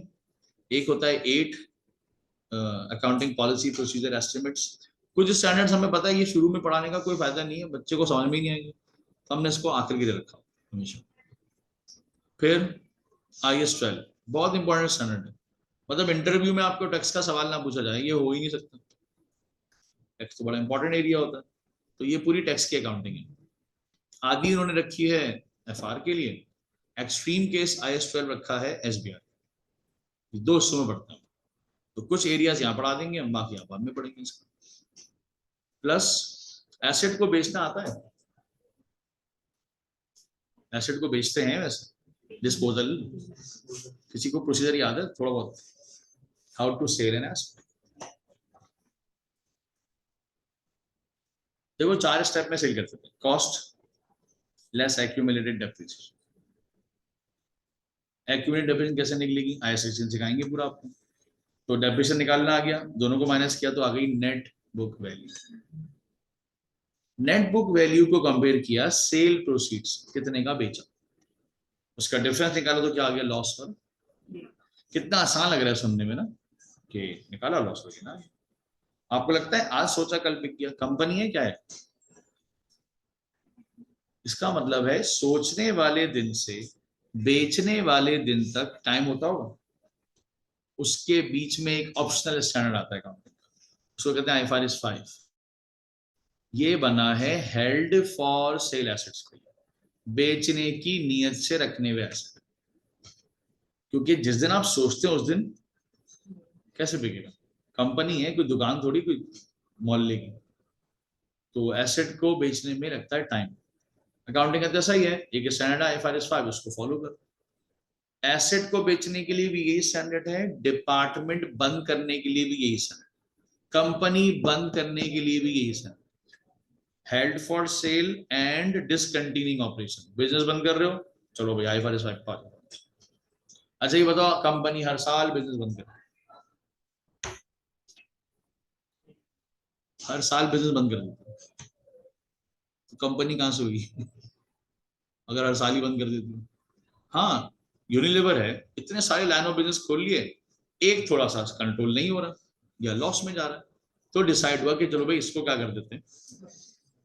जैसे ही सोचा, कौन सा स्टैंडर्ड बीच में आ जाएगा, IFRS 5, और उसको तरीके से बंद करके फिर खत्म हो जाएगा। कह सकता हूँ ये एक ऑप्शनल स्टैंडर्ड है, इसको पहले दिन पढ़ा के कोई फायदा नहीं है, इसको हम बाद में आगे जाके इसको पढ़ेंगे। फिर इसके अलावा एक IS 33 है, ये शेयर होल्डर के लिए, इसीलिए एग्जामिनर फेवरेट नहीं होता कभी। IS 33 एक शेयर होल्डर को क्या क्या न्यूज चाहिए, चलो आप शेयर होल्डर बन जाओ कंपनी, आपको क्या क्या न्यूज़ेस पसंद है एज अ कंपनी शेयर होल्डर? प्रॉफिट कैसा कमा रहे हो, चलो एक बात होगी, और मार्केट वैल्यू तो नहीं गिर जाएगी कहीं, मतलब अच्छे जा रहे हो, ऊपर जा रहे हो, नहीं जा रहे हो, और सोचो। शेयर होल्डर बनो, शेयर होल्डर एक क्यूरियोसिटी होती है उस बेचारे की कि मुझे ये देखना है, ये देखना है। फाइनेंशियल पोजीशन है, डिविडेंड मांग देता है, मुझे डिविडेंड दो, तो हम कहते हैं पहले कमाने तो दो, डिविडेंड भी दे देंगे तुम्हें। तो स्टैंडर्ड के अंदर आता है अर्निंग पर शेयर, हम आपके लिए आपके पैसों से इस साल कितना कमा गए हर शेयर के बदले। तो सोचो कमा गए, प्रॉफिट से रिलेटेड प्रॉफिट निकलेगा, उसको शेयर्स पे डिवाइड करेंगे, पर शेयर आंसर आ जाएगा, पर शेयर। तो जितना अच्छा आएगा ना उतना खुश होगा शेयर होल्डर। अच्छा प्रॉब्लम ये, खुश कौन होगा, शेयर होल्डर। तो डायरेक्टर ये काम किसके लिए कर रहा है, या ऑडिटर यह काम आके किसके लिए कर रहा है, शेयर होल्डर। इसीलिए ये वो स्टैंडर्ड है जिसकी कोई एंट्री नहीं है, क्योंकि बस ये एक प्रेजेंटेशन है कि शेयर होल्डर के लिए आपको क्या निकाल के दिखाना है, अर्निंग पर शेयर। भाई हमने आपके लिए इतनी मेहनत की है सर, एंट्री नहीं है, बैलेंस शीट नहीं है, इनकम स्टेटमेंट नहीं है, कुछ भी नहीं है, तो पढ़ते क्यों है, डिस्क्लोजर है। हर साल क्या करना है, डिस्क्लोज कर। डिस्क्लोज कर क्या चीज होती है, बैलेंस शीट के नीचे डिस्क्लेमर्स होते हैं, नोट्स होते हैं, वहां लिख के आ जाओ। जो पूरी बैलेंस शीट पढ़ रहा होगा ना वो ये भी पढ़ लेगा, डिस्क्लोजर भी पढ़ लेगा। कह सकता हूँ डिस्क्लोजर क्या होते हैं, सिर्फ समझाने के लिए होते हैं, देखो ऐसा है। तो पूरा ये स्टैंडर्ड किस बात पे है, IS 33, कि भाई शेयर होल्डर के लिए क्या कमाया तुमने। इसके बाद डिसीजन लिया था डिविडेंड बांटना है या नहीं बांटना। अगर EPS अच्छा आ गया तो डिविडेंड बांटने का सोच लेंगे, और अगर अच्छा नहीं आया तो नहीं बांटेंगे फिर इस साल। अच्छा रेवेन्यू कितने तरह का होता है पता है कुछ?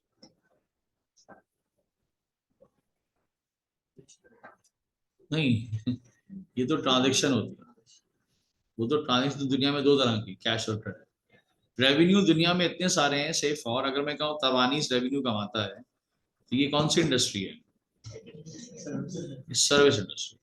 एक इसका तो एक एक रेवेन्यू सर्विस इंडस्ट्री, फूड पैंडा भी क्या है, तो वो सिखाना है मुझे आपको कि कैसे इसका रेवेन्यू लिखते हैं। और दुनिया के सारे रेवेन्यूज के लिए कौन सा स्टैंडर्ड बना, IFRS। असल में ये था IAS 18, जब सारे रेवेन्यूज के अलग अलग स्टैंडर्ड बिखरे हुए थे। 2015 में इनको ख्याल आया, ये जो ISB बोर्ड बैठा हुआ है, कि भाई ये सारे रेवेन्यू अलग अलग क्यों पड़े, इन सबको एक जगह जमा करो। 3 साल लगे एक ऐसा स्टैंड बनाने में जो सारी दुनिया के रेवेन्यूज को क्या करे, कवर, सारी दुनिया के रेवेन्यूज। ये बहुत इतना एक बात बताऊं, है तो मजाक वाली बात, सब्सक्रिप्शन सुना है? सब्सक्रिप्शन जैसे कहते हैं ना, यूट्यूब पे सब्सक्राइब कर दे, कभी भी ऐसा होता है भीख मांग रहे, बेल का आइकॉन दबा दें, क्लिक कर दें, सब्सक्राइब कर दें, क्यों बोलता है? सोचिए, बिकॉज नंबर ऑफ सब्सक्राइबर पे यूट्यूब ने इनकम रखी है, नंबर ऑफ व्यूज पे यूट्यूब साहब ने इनकम रखी, नंबर ऑफ जो है वो बेल आइकन्स क्लिक पे कि भाई हमें अब अलर्ट किया, बताते रहा करो, इस पे भी क्या रखा उन्होंने, अजीब गेम खेला। और फिर कुछ व्यूज के बाद मोनेटाइजिंग का ऑप्शन खुल जाता, कि आप एड्स के जरिए कमाएं, आप यूं कमाएं, खूब कमाएं पैसा। तो इसीलिए वो बेचारे भीख मांग रहे होते हैं कि भाई देखो मुझे अपना सब्सक्राइबर बना लो, तो मैं कहूंगा मेरे पास इतने मिलियन क्या है सब्सक्राइबर, तो मुझे हर मिलियन पे यूट्यूब की तरफ से पैसे मिलेंगे, फिर हर व्यू पे मुझे क्या मिलेंगे। तो कह सकता हूँ ये पूरा IFRS 15 रेवेन्यू का एक स्टैंडर्ड खुल गया नया, जो कि यहाँ से इनकम आ रही है मेरे पास। सही है। फिर सेल्स करना भी रेवेन्यू है, सर्विस देना रेवेन्यू है, मैन्युफैक्चरिंग करके बेचना रेवेन्यू है, बैंक से पैसे रखवा के इंटरेस्ट खाना भी कॉल इनके रेवेन्यू। सही है। सर्विसेज देना, वारंटी देना, और कमीशन पे बिजनेस करना, एजेंट के तौर पे काम करना, और रिटर्न के वादे पे काम करना कि अगर आपको समझ में नहीं आया तो हम आपसे वापस ले लेंगे। अकाउंटिंग ये सब क्या है, रेवेन्यू। कंस्ट्रक्शन देखिए कभी होते हुए, ये रेवेन्यू नहीं है। एक के लिए रेवेन्यू, एक के लिए पैसा खर्च हो रहा है, ये भी इसमें स्टैंडर्ड में पढ़ना है आपको। अच्छा जी, एक बात बताएं, अगर हमें गवर्नमेंट से मदद चाहिए तो क्या इसके लिए भी स्टैंडर्ड बना दिया? गवर्नमेंट ग्रांट्स, एक कंपनी गवर्नमेंट से कहती है सर हमारे एक्सपेंसेस हमारे से कंट्रोल नहीं हो रहे, आप कुछ हेल्प करें, अगर आपने हेल्प नहीं की तो हमारी कंपनी बंद हो जाएगी। फिर वो जो आप टैक्स का खाप देखते हो ना, वो पूरा नहीं हो, तो फिर गवर्नमेंट क्या करती है कि कहीं और सब्सिडी देने के बदले इस बात समझ में, लेकिन ये एड नहीं होती, ये ग्रांट होता है। तो फॉरेन ग्रांट्स या गवर्नमेंट ग्रांट्स और गवर्नमेंट एड में क्या फर्क है? कभी सुना फ्लड्स आए तो ग्रांट कवर्ड सुना या एड कवर्ड सुना? क्यों सुना पता? वापस नहीं। और माशाल्लाह पाकिस्तान एड चाहिए, ग्रांट नहीं, क्योंकि ग्रांट के साथ है पेनल्टी क्लॉजेस, नहीं किया ना काम तो ब्रीच के ऊपर से पेनल्टी लगी, एड के ऊपर कोई पेनल्टी क्लॉज नहीं। इसीलिए जब भी फ्लड आता है ना तो फॉरेन एड का वेट कर रहे होते हैं, फॉरेन ग्रांट्स का वेट नहीं कर रहे होते, क्योंकि ग्रांट तो कल को आपको क्या करनी पड़ेगी, वापस करनी पड़ेगी। अच्छा तो बताओ हमारे स्टैंडर्ड में नाम क्या लिखा हुआ है? गवर्नमेंट ग्रांट्स, गवर्नमेंट एड नहीं लिखा। इसका मतलब है इसमें मुझे सिखाना है आपको how to breach the contract, breach के ट्रीटमेंट सिखाना, क्योंकि सही सही वाला कॉन्ट्रैक्ट तो बहुत इजी अकाउंटिंग है, ब्रीच की अकाउंटिंग एग्जामिनर फेवरेट। कि फर्ज करो इस वादे पे पैसे ली गवर्नमेंट से कि मैं सारे लोगों को सैलरी आपके पैसों से बांटूंगा, गवर्नमेंट ने आपको क्या दे दी उसके बदले? ग्रांट दे दी, उन सबको निकाल दिया ऑफिस। गवर्नमेंट को पता चल गया ये क्या किया तुमने, वो मैं ये वो, उन्होंने कहा पैसे दे दूंगा, ये तुम करते रहो बैठ के, वो मैं ये वो, पैसे दे दूंगा। तो सही किया गवर्नमेंट ने, गलत? गवर्नमेंट को कहा कि सर हमारा एसेट जो है ना वो एक्सपायर हो रहा है और पैसे नहीं है खरीदने के, तो अगर हमने नया प्लांट नहीं लगाया तो बिजनेस बंद हो जाएगा। उन्होंने कहा हमसे ले लो पैसे एसेट लगाने। फिर शर्त क्या लगा दी, बेचना नहीं इसको। सही क्या गलत क्या? मिस यूज नहीं करना इसका, जिस पर्पस के लिए हम तुमने सिखाया था ये सब पोर्टफोलियो आगे दिखा रहे हो, इस काम के लिए चाहिए, पैसे नहीं, हमने कहा हम दे देते हैं, चलो पैसे, तुम्हारा भला ही होगा ना, नुकसान भी नहीं है। तो सब्सिडी देने से बेहतर नहीं इसकी मदद कर दो, इसकी वजह से जॉब जॉब चल रही है, कंपनी चल रही है, टैक्स कलेक्ट हो रहे हैं, सारे अच्छे अच्छे काम हो। उसमें अगर आपने बेचने की कोशिश की तो ब्रीच के अंदर क्या करना है, आपने मिस यूज किया तो ब्रीच ऑफ अ कॉन्ट्रैक्ट में क्या ट्रीटमेंट है, ये मुझे सिखाना। नॉर्मल ट्रीटमेंट तो आसान होती है, उसको किस तरह से ट्रीट कर। फिर क्या ऐसा हो सकता है कि मेरे पास से बाहर से रॉ मटेरियल आ रहा है, हो सकता है, मशीनें आ रही, मशीनें रॉ मटेरियल, तो क्या उसकी पेमेंट्स करनी होंगी। अब मैं पीकेआर में हूँ, मुझे दुबई से समझ में आ रहा है ऑयल, मैं खरीदे जा रहा हूँ उसको, तो वो मुझसे पीकेआर करेंसी लेगा, क्या लेगा, दरहम ही लेगा। तो क्या मुझे दरहम कन्वर्ट करानी पड़ेंगे जब जब पेमेंट करनी पड़ेगी, ऐसे ही होगा। तो क्या कन्वर्ट करवाने वाले दिन रेट सेम होगा, बस इसकी अकाउंटिंग करनी, that's called foreign currency transactions. क्योंकि जिस वक्त हम खरीद के लाते हैं उस वक्त का रेट, और जिस वक्त हम पेमेंट करने जाते हैं या पैसे रिसीव करने जाते हैं उस वक्त का रेट क्या हो सकता है। पाकिस्तान खास तौर पर सबसे बकवास मेथड लगा के बैठा, फ्री फ्लोटिंग, वो कभी रुकता ही नहीं, सुबह कुछ, दोपहर में कुछ, रात में कुछ, समझ में ही नहीं आ रहा क्या कहाँ जाए। तो बिजनेसमैन पाकिस्तान में परेशान क्यों है कि वो डील किस रेट पे कर रहा है, और पेमेंट रिसीव होने के वक्त या पे करने के वक्त रेट पता नहीं कहाँ निकल गया। अकाउंटिंग कहता है हमें नहीं पता, हमें उस दिन के रेट पे अकाउंटिंग चाहिए, तुम्हारी खरीदने वाले या कॉन्ट्रैक्ट वाले दिन वाली अकाउंटिंग नहीं चाहिए, वो तो हो गई। काश के ये डील हम मुल्क में कर रहे होते तो PKR currency reverse to the PKR currency, tension ही नहीं। लेकिन PKR currency dollar, PKR euro, PKR dirham, sir फंस गए हम तो उसके लॉसेस और गेन्स, दो चीजें, उसको रिकॉर्ड करने की अकाउंटिंग क्या है, फॉरेन करेंसी, अच्छी अकाउंटिंग है, इजी भी सही है। और ये बताओ ऑप्शनल स्टैंडर्ड है नहीं, क्यों, हर हर कंपनी तो नहीं करती इंपोर्ट एक्सपोर्ट्स, हर कंपनी तो बाहर से मशीन नहीं मंगवाती, तो किस कुछ लोगों के लिए है, कुछ के लिए नहीं है। इवन ग्रांट ऑप्शनल स्टैंडर्ड है, कभी है कभी नहीं। तो जिस दिन को मैं ऑप्शन कह रहा हूँ ना, किट में ढूंढते रह जाओगे 4 सवाल 3 सवाल, कह रहे बहुत है प्रैक्टिस कर इनफ है। लेकिन जो रेवेन्यू है 12 सवाल, 2 OTQs 22 सवाल, कम से कम इसका क्या प्लान बीबीबी मिला के। फिर आपका स्टडी हब है जबरदस्त, उसमें तो क्विजेज है, जैसे पूरा पढ़ लिया फिर एक क्विज दो, उसका क्विज का रिजल्ट आएगा, तो प्रैक्टिस मटेरियल काफी है उसका। तो बेसिकली कहने का मकसद, ये सारे के सारे स्टैंडर्ड जो है ना बेसिकली हमें पढ़ना है, और इसका सीक्वेंस मैं आपको बताऊंगा, क्योंकि कुछ मैं आपको जो है ना वीडियोस भी भेजता रहूंगा, छोटी शॉर्ट क्लिप्स 10 से 15 मिनट के, तो फिर नेक्स्ट क्लास के अंदर ना उस क्लिप को देख के आना, उससे फायदा ये होगा कि मुझे हेल्प मिल जाएगी अच्छी, टाइम भी बचेगा और तैयारी भी जल्दी हो जाएगी, सही है। ज्यादा वो हैक्टिक नहीं होगा, 10 से 15 मिनट से ज्यादा का नहीं होगा। उससे क्या होगा, जब वो स्टैंडर्ड पढ़वाना होगा उससे पहले जब वो वीडियो देख कर आ जाओगे तो मुझे थोड़ा आगे जाने में आसानी होगी, अदरवाइज उसमें थोड़ा टाइम लगेगा। कोई सवाल है तो पूछ लो पहले जरा।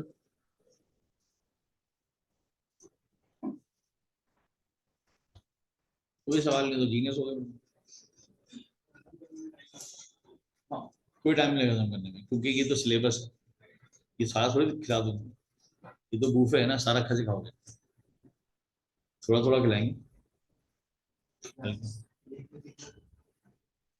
देखो अगर वाकई 5 से 10 नंबर को खत्म करना है और 20 दिन में आराम से घर पे बैठ के पढ़ना, तो 5 क्लासेस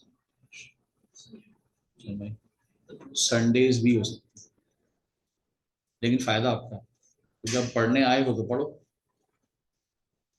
कम से कम 2 सवा 2 महीने पढ़ने के लिए बोलता हूँ, फिर पेपर के बाद तो फिर 15-20 दिन का गैप आ जाए, तो खेल लेना उसमें, खुद खेल लेना, क्या करें। देखो अगर मैं एक दिन भी कम करूंगा ना तो फिर ये 20 से 25 जाएगा, बता दूंगा।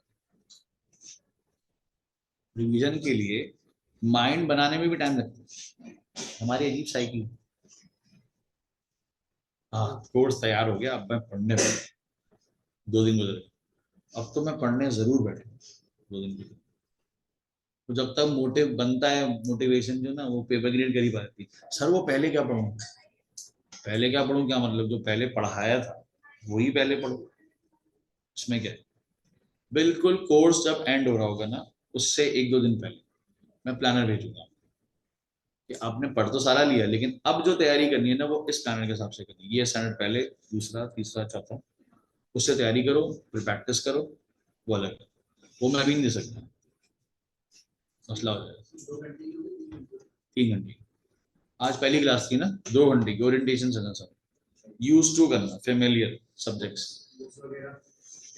देखो एसीसीए आपके हमारे एसीसीए में ना आपकी एसीसीए हब अकाउंटिंग सब डाल दिया हुआ है, उसी से पढ़ना है। और हल्की हल्की एसीसीए जो है ना वो क्या प्लान बीबी से दूर होता है, शुरू हो गया। लेकिन क्या करें, उनके पास सवाल हैं कम। इसी जो अपना बना रहे हैं ना स्टडी हब में सवाल कम है, इनके पास सवाल बहुत है, वो पास पेपर के सवाल है। कि एक वक्त ऐसा आएगा कि ये बिल्कुल जीरो हो जाएंगे, सारा का सारा मटेरियल कहाँ पड़ा हुआ होगा, सही ऐसी होगा स्टडी हब पे पड़ा हुआ होगा। लेकिन अभी फिलहाल मेरा मशवरा है, जब तक मैं कोई स्टैंडर्ड कंप्लीट ना करा दूं, आप स्टडी हब ना करो, क्योंकि वो इधर उधर ऐसा घुमा के आप घूम जाएंगे उसमें। जब मैं स्टैंडर्ड पढ़ा दूं, मैं बोला अब जाओ आज खोलो स्टडी हब, उसको एक दफा ऐसी गो थ्रू करो, 5 सवाल क्विज के पढ़े होंगे, वो कॉन्फिडेंस भी बढ़ेगा। और उससे पहले हम क्या प्लान बी कर चुके हैं, वो मैं हर चीज पढ़ा के ना फौरन फौरन समझा देता हूँ। नोट आपको करना है कि फला टॉपिक का फला एमसीक्यू हम कर चुके हैं। एट दी एंड क्या होगा, जब कोर्स एंड होगा, मेरी क्लास में आप सारे एमसीक्यू एक दफा कर चुके हैं, तो अब आपको घर जाके से रिवाइज करना होगा। और कोई क्वेश्चन है तो पूछो। टाइम में देखो आप डिसाइड क्या करना चाहिए। सुबह के नहीं हो पाएंगे भाई, बता दूं पहले, टाइमिंग जो है ना 2 बजे की बात की है। हाँ जो भी मतलब मैंने बता दिया भाई, सीधी सी बात है, सुबह के नहीं हो पाएंगे, 2 बजे के बाद या 2 बजे तक के टाइमिंग में। कुछ सुबह कुछ दोपहर। अच्छा, वर्किंग करनी पड़ेगी, सुबह वालों को शाम देनी पड़ेगी, शाम वालों को सुबह देनी पड़ेगी, मतलब शफलिंग करनी पड़ेगी थोड़ी सी। देखता हूँ हो गई ना तो कर लूंगा, लेकिन फिर देख लो भले बिल्कुल ऐसा नहीं हो कि मैं 11 बजे उठाऊंगा, सुन लो, फिर 9 बजे सुबह होता है, बता दो। जैसे 9 से 12 क्लास ली, फिर मैं वहां चले आऊंगा क्लास लेने के लिए, वरना वहां से यहाँ लेके आऊंगा तो यहाँ 2 बजे रहूंगा, ये होता है पीछे जैसे। तो जैसा अच्छा लगे ना वो मैं देखता हूँ, फिर शफलिंग कैसे करनी है, तो थोड़ा सा ब्लेंड बना लेते हैं, क्योंकि बहुत से स्टूडेंट्स जो ना, जैसे हर बैच में अलग अलग तरह के जो ना मटेरियल आता है क्लास में, सीधी सी बात। एक मटेरियल ऐसा आता है, वो कहते हैं सर सुबह नहीं उठा जाता, तो मैंने कहा अच्छा भाई नहीं उठा जाता तो क्या करूँ, कह रहे हैं बस सर 2 बजे के बाद। भाई जहां आप फ्लेक्सिबल है वही करूँ ना, क्या करूँ। बदला सुबह जानबूझ के बुलाया, 2 छुट्टी पे 2 ऑनलाइन बैठे हुए, मैं बोल रहा हूँ क्या हुआ समझ में आया? कोई रिस्पॉन्स, शायद लॉग इन करके सोने चले गए, या वो ऑटो रिकॉर्डिंग में चले, जबकि रिकॉर्डिंग हम देंगे, फिर भी पता नहीं क्यों रिस्पॉन्स नहीं करते। मतलब अभी तक चैट बॉक्स में एक भी रिस्पॉन्स नहीं आया। ये ऑनलाइन वाले हैं यहाँ पे, कुछ बताइए जरा, कुछ आंसर, यस नो, हाँ कुछ है उठा। अच्छा साजिद और ये, अच्छा सही। अच्छा कोई बात, कोई सवाल आप लोगों का? यहाँ पे तो सवाल जवाब चल रहे हैं, यहाँ पे अभी पहली दफा यस यस आया जो मैंने पूछा। जी, कोई इशू इसमें? कोई सवाल ही नहीं है, जबरदस्त बात। अच्छा और कुछ? देखो पहले हम ना एसिड रिलेटेड स्टैंडर्ड करेंगे, थोड़े से बता दूं पहले से बात। एसिड रिलेटेड स्टैंडर्ड कौन से होते हैं, जिसमें टेंजिबल इंटेंजिबल दोनों हो, और करंट एसिड्स, ये सब एसिड रिलेटेड स्टैंडर्ड कहलाते हैं, ये करेंगे। और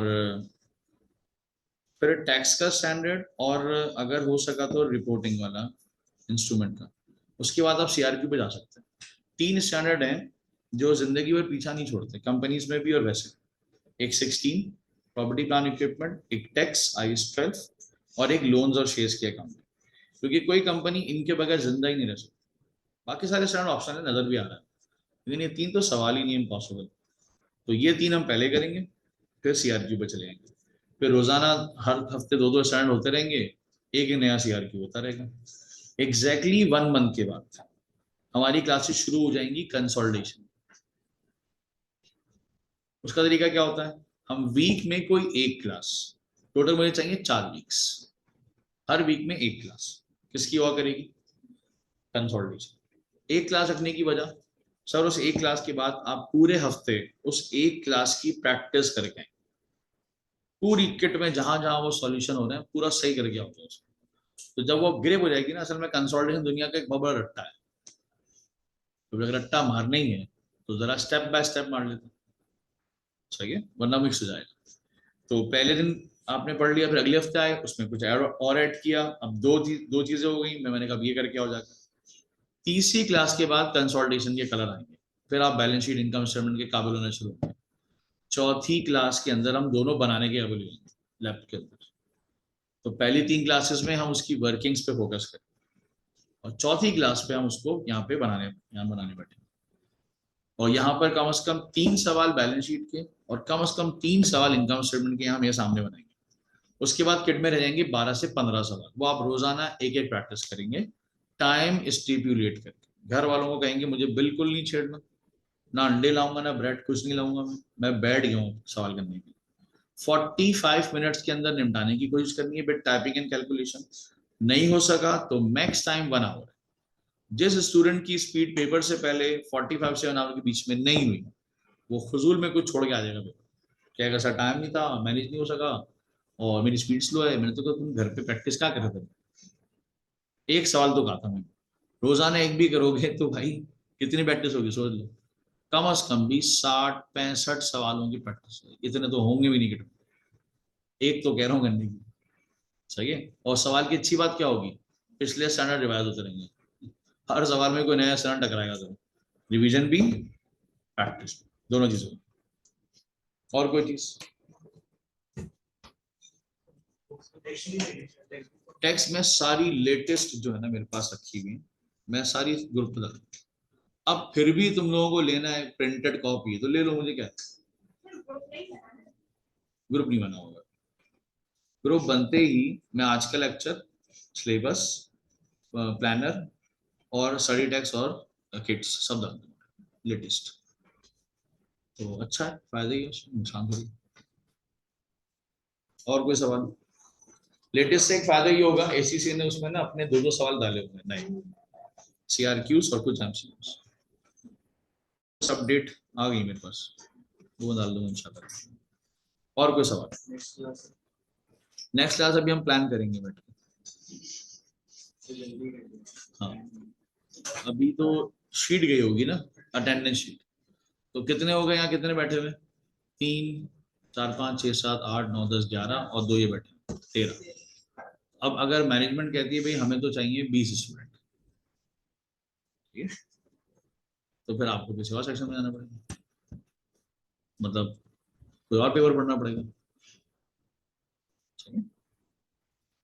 और अगर मैनेजमेंट कहती है नहीं भाई हम 15 स्टूडेंट्स पे भी सेक्शन चला सकते हैं, तो आपकी गिफ्ट हो गई, मजा आ गया, 2 बच्चे और आ जाएंगे तो हो जाएगा, सही है। तो अभी मैनेजमेंट लेगी डिसीजन, अभी असल में आज टेक्स्ट भी है, तो जो भी ओरिएंटेशन लेना चाहे जिस भी क्लास की ओरिएंटेशन, तो सब क्लास में ले सकते हैं आप, उसका मसला नहीं है। लेकिन फिर उसके बाद आप डिसाइड कीजिएगा कि कहाँ पे जो स्ट्रेंथ है ना वो ज्यादा है, तो वो सेक्शन बनेगा, सही। मैंने कहा बता दूं भाई पहले से, पेपर दे रहे ना, मुझे पता था। हम्म, तो इंशाल्लाह देखो अगर 15 क्रॉस कर देना तो ये बैच इंशाल्लाह बन जाएगा, मसला नहीं है, 15 क्रॉस इनफ है, लेकिन डन करना होता है उसके अंदर, बोलते ना सर मुझे मैं देखने आया था, हवा खाने आया था, तो कंफर्म करोगे तो इंशाल्लाह हो जाता है, उसका मसला नहीं। तो आज क्या था, थर्सडे ना, सही है, मंडे ही रखो ध्यान में, प्रॉपर शेड्यूल हर चीज टाइमिंग आपको मंडे को, और सारी न्यूज भी मिल जाएगी क्योंकि इन 3 दिनों में हमारी सारी क्लासेस हैं, ऑडिट, F5 F9 सारी क्लासेस हैं, उसमें जहाँ देखेंगे स्ट्रेंथ के हिसाब से ना, फिर वो आपको बता देगी मैंने, तो आपकी शीट तो चली गई होगी वहां पे, इंशाल्लाह देखते हैं क्या सही। और कोई सवाल है तो बता दो। क्लास 3 घंटे की होगी, 4 घंटे की भी हो सकती है, सही, लेकिन डिपेंड करता है, ब्रेक होगा, मुझे पता है मर जाएंगे इससे, बेहोश हो जाएंगे, मुझे पता। ब्रेक जरूरी नहीं, आज तो 2 घंटे की थी ना, मैंने कहा ब्रेक क्यों दूं? 2 घंटे में किस बात का ब्रेक दूं? सही है। और कुछ? अच्छा, ग्रुप बन गया ना आपका एफआर का, तो समझ जाना बैच बन रहा है। वो ग्रुप बनेगा ही उसी वक्त जब आपका एनरोलमेंट कंफर्म हो जाए। सही है। तो मैं फौरन से ना उसके ऊपर लेक्चर वीडियो डालना शुरू करूँ। पहला मैं IS2 कराऊंगा, छोटा स्टैंडर्ड है। उससे फायदा ये होता है, एक बूस्ट मिलता है कि हाँ हम एफआर पढ़ सकते हैं। लॉलीपॉप। तो उसमें क्या होगा, 3 से 4 सवाल किट के सॉल्व हो जाएंगे, कुछ बीपीपी के, तो एक कॉन्फिडेंस लेवल आएगा, हाँ भाई हमसे IS2 हो रहा है। फिर 16, 12 बड़े बड़े स्टैंडर्ड की तरफ हल्की हल्की। सही है। हर बड़े स्टैंड के बाद एक छोटा स्टैंड कराऊंगा ताकि हाजमा खराब हो। एक साथ बड़े 3 स्टैंडर्ड बिल्कुल बेहोश हो। सर ये स्टैंडर्ड कब खत्म होगा? मैं क्या करूं भाई, इतना बड़ा स्टैंडर्ड है, मुझे कसूर थोड़ी है उसमें। उसके बीच में एक छोटा स्टैंडर्ड आ जाएगा, सर इतना छोटा स्टैंडर्ड एक क्लास में खत्म हो गया, मैं क्या करूं भाई, इसमें जान ही नहीं उसमें। वो छोटा स्टैंडर्ड, तो एक अच्छा ब्लेंड, बड़ा स्टैंडर्ड 2-3 दिन चलेगा, फिर एक छोटा स्टैंडर्ड, फिर एक बड़ा स्टैंडर्ड, ताकि बोरिंग ना हो। सही है। और बोलो, ये क्या कह रहे हैं सर आप? शुरू? हैं? मैंने डराया क्या, तो बताओ। अच्छा, मैंने डराया क्या? भाई मैंने कहा 22 स्टैंडर्ड है, अभी झूठ तो नहीं है। अब बता 2 क्लासेस एक हफ्ते के बाद बोले सर ये स्टैंड कब खत्म होगा, मैंने कहा भाई 22 है, खत्म हो जाएंगे अपने टाइम पे, आपको टेंशन ही नहीं क्या जरूरत। सर मैं स्टैंडर्ड्स जो CRQs को हिट करेंगे वो बता दें। देखो ये सारी बातें मैं पहले की क्लास में बता दूंगा सारी बातें, और मुझे पता है कि मैंने बता, तो जब मैं कहूंगा कि इस क्लास में बड़ी इंपॉर्टेंट है, बोलेंगे सर ये लिस्ट में तो है ही नहीं, आज छुट्टी, इसका लेक्चर घर से देखेंगे। तो ये चीज नहीं चाहिए। तो वो जो आउट होने वाली चीज है ना, वो मैं आखिरी दिन ही बताऊंगा, पहले नहीं बताऊंगा, सुन लो। पहले पूरा पढ़ाऊंगा ढंग से, उसके बाद कहूंगा ये जो पढ़ा था ना ये लीस्ट इंपॉर्टेंट था, ये मोस्ट इंपॉर्टेंट। और अभी अभी दे दूंगा लिस्ट, वो तो 22 में से 10 हो जाते हैं बस, 10 पूरे पेपर की जान होती है, क्योंकि स्टूडेंट जब पेपर दिखाते हैं ना बोलते सर इतना क्यों पढ़ाते हैं, मैंने कहा भाई कोर्स में मैं क्यों पढ़ाऊंगा इतना। सर पूरा पेपर ही 5 स्टैंडर्ड पे आया था, मैंने कहा भाई ऐसे ही होता है, ये थोड़ी होता है कि इवनली पेपर बने, नहीं बनता, बन ही नहीं पाता। तो कभी कभी कुछ स्टैंडर्ड्स का एक भी सवाल नहीं आता, बेचारे जिसका वो स्टैंडर्ड वीक है वो कहता है शुगर नहीं आया वो सवाल, लेकिन ज्यादा भी आ सकते हैं उसमें, कुछ भरोसा नहीं। अच्छा, September 24 है ये, तो मे बी पॉसिबल ACCA कोई नई इनैक्टमेंट डाले। हर September 24 में ACCA को एकदम ख्याल आता है कि कुछ चेंज करना है। September 24 सुन लो, टैक्स वालों का होता है अप्रैल, उनका ईयर है ना असल में टैक्स ईयर, अप्रैल टू चलता है वो पूरा। तो टैक्स की चेंजेस आती हैं जून से, अप्रैल में चेंजेस आती हैं, तो जून के बाद का जो पेपर होता है ना वो चेंजेस वाला पेपर। तो स्टूडेंट की पूरी ख्वाहिश होती है कि अभी जो टैक्स का पेपर देगा उसमें कोई चेंजेस नहीं, दिसंबर के बाद जो देगा कोई चेंज, मार्च तक भी कोई चेंजेस नहीं होगी, मार्च के बाद होंगे।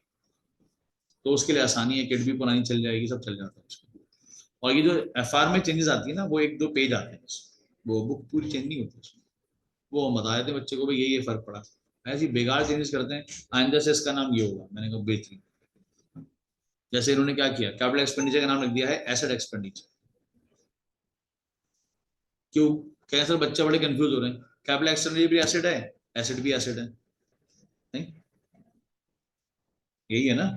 Capital expenditure is a non current asset and non current asset is a non current asset. तो उन्होंने कहा बच्चा कंफ्यूज, कैपिटल सुन सुन के उसके जहन में इन्वेस्टमेंट आ रही है इतने सालों से। तो उन्होंने कहा एक काम करते हैं, चेंज करते हैं, इसका नाम रखते हैं एसेट एक्सपेंडिचर, दूसरे का नाम रखा हुआ है एक्सपेंस एक्सपेंडिचर। पहले उसको क्या कहते थे, रेवेन्यू एक्सपेंडिचर, नाम बदल दिया उसको। दो और 11 ये बैठे, दो को भी बोलते हैं, बोल दिया मैंने, और इन सबको भी बोलते हैं कि नेक्स्ट क्लास से पहले करें। मतलब आप समझो फ्राइडे या सैटरडे के अंदर अंदर अपने जिन जिन बच्चों ने अभी भी फॉर्म जमा नहीं किया तो वो करवा देंगे, तो ही पता चलेगा कि नेक्स्ट क्लास कितने बजे कब लगा। मैं बता भी नहीं लूंगा, ठीक है ना, कि मंडे तक समझ लें कि आपको क्लास ऐसा नहीं लगेगी, लेकिन फाइनलाइज उसी वक्त होगी कि जब आप डन करेंगे उसको। सही है। हाँ जी, सवाल कोई सवाल? चलो एक आखिरी चीज बताओ, F3 में क्या कॉम्प्लेक्सिटी थी, ताकि मैं वो उसका बड़ा ख्याल रखूँ आगे। तो तंग वो तो जीरो से शुरू होगा, उसकी बिल्कुल भी टेंशन नहीं, बिल्कुल भी टेंशन नहीं, जीरो से शुरू होगा, जीरो से शुरू होगा। पूरा F3 के जो 5 टॉपिक्स है ना, वो जीरो से शुरू होंगे। Company, cash flow, ratio, consolidation और जो स्टैंडर्ड पड़े, ये जीरो से शुरू। इसकी टेंशन ही लो। बचा क्या? वो कंट्रोल अकाउंट बैनिंग कैंसिल है नहीं, आता नहीं है कोर्स में, तो बेसिकली समझ लो कि नया सब्जेक्ट पढ़ रहे हैं। हाँ वो सब है, वो ईपीएस में, वो दोबारा से पढ़ेंगे। लेकिन स्टैंडर्ड जब मैं स्टार्ट करूंगा ना, तो मैं आपको जीरो से शुरू करूंगा। मैं ये नहीं, तुम्हें जैसे पता होगा, मुझे पता है कौन से रबर से मिटा के आते हैं ना, पिछला सारा मिटा के आता है, सर हमें पता ही नहीं। मैंने कहा यहाँ तक कैसे पहुंच गए भाई? अब उससे इस बात की बहस करने से बेहतर नहीं कि मैं पढ़ाई दूं।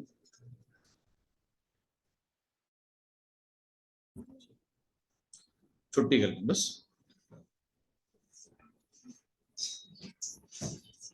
और फॉर्म जितना कंफर्म कर देंगे ना, उतना जल्दी हमें अंदाजा हो जाएगा कि क्या करना है। सही।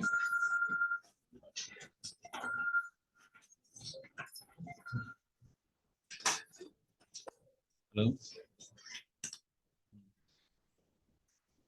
हेलो, गाड़ी में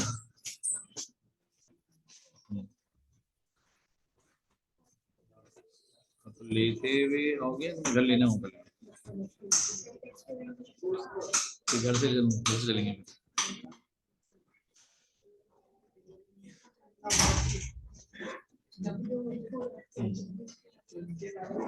चलो मैं आ रहा हूँ।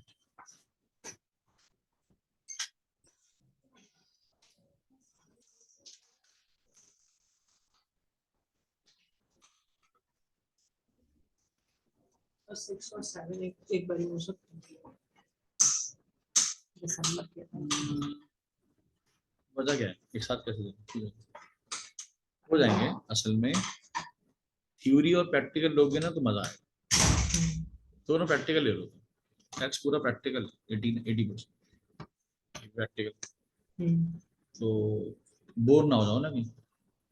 और जबकि दोनों मार्क्स गेनिंग पेपर, तुमने F4 दे दिया, तुम F7 F4 लो, और F4 को पढ़ते रहो, दो नहीं, FR दो, रिवाइज करो, F4 दे दो। ऑन डिमांड सीबी है ना। या अगर F4 F5 नहीं बनाना, F6 पढ़ो, F4 के साथ F6 का पेपर दो, ढंग से पढ़ो। सही है। और F4 की तैयारी करते रहो। सही है। जैसे ही F6 दे दो, उसका रिवाइज करो, 15 दिन में उसको डंडा दो, जब तक नए पेपर की बारी आएगी। नहीं, लेकिन F4 को अगर हटा दें तो हाँ असल में, किसी के साथ भी दे सकते हाँ हैं। तो इसका लिंक तो नहीं है कोई भी, बिल्कुल आइसोलेट पेपर, अलग अलग, तो टेंशन तो नहीं है कोई, दे सकते। 6 7 हाँ हाँ दे सकते।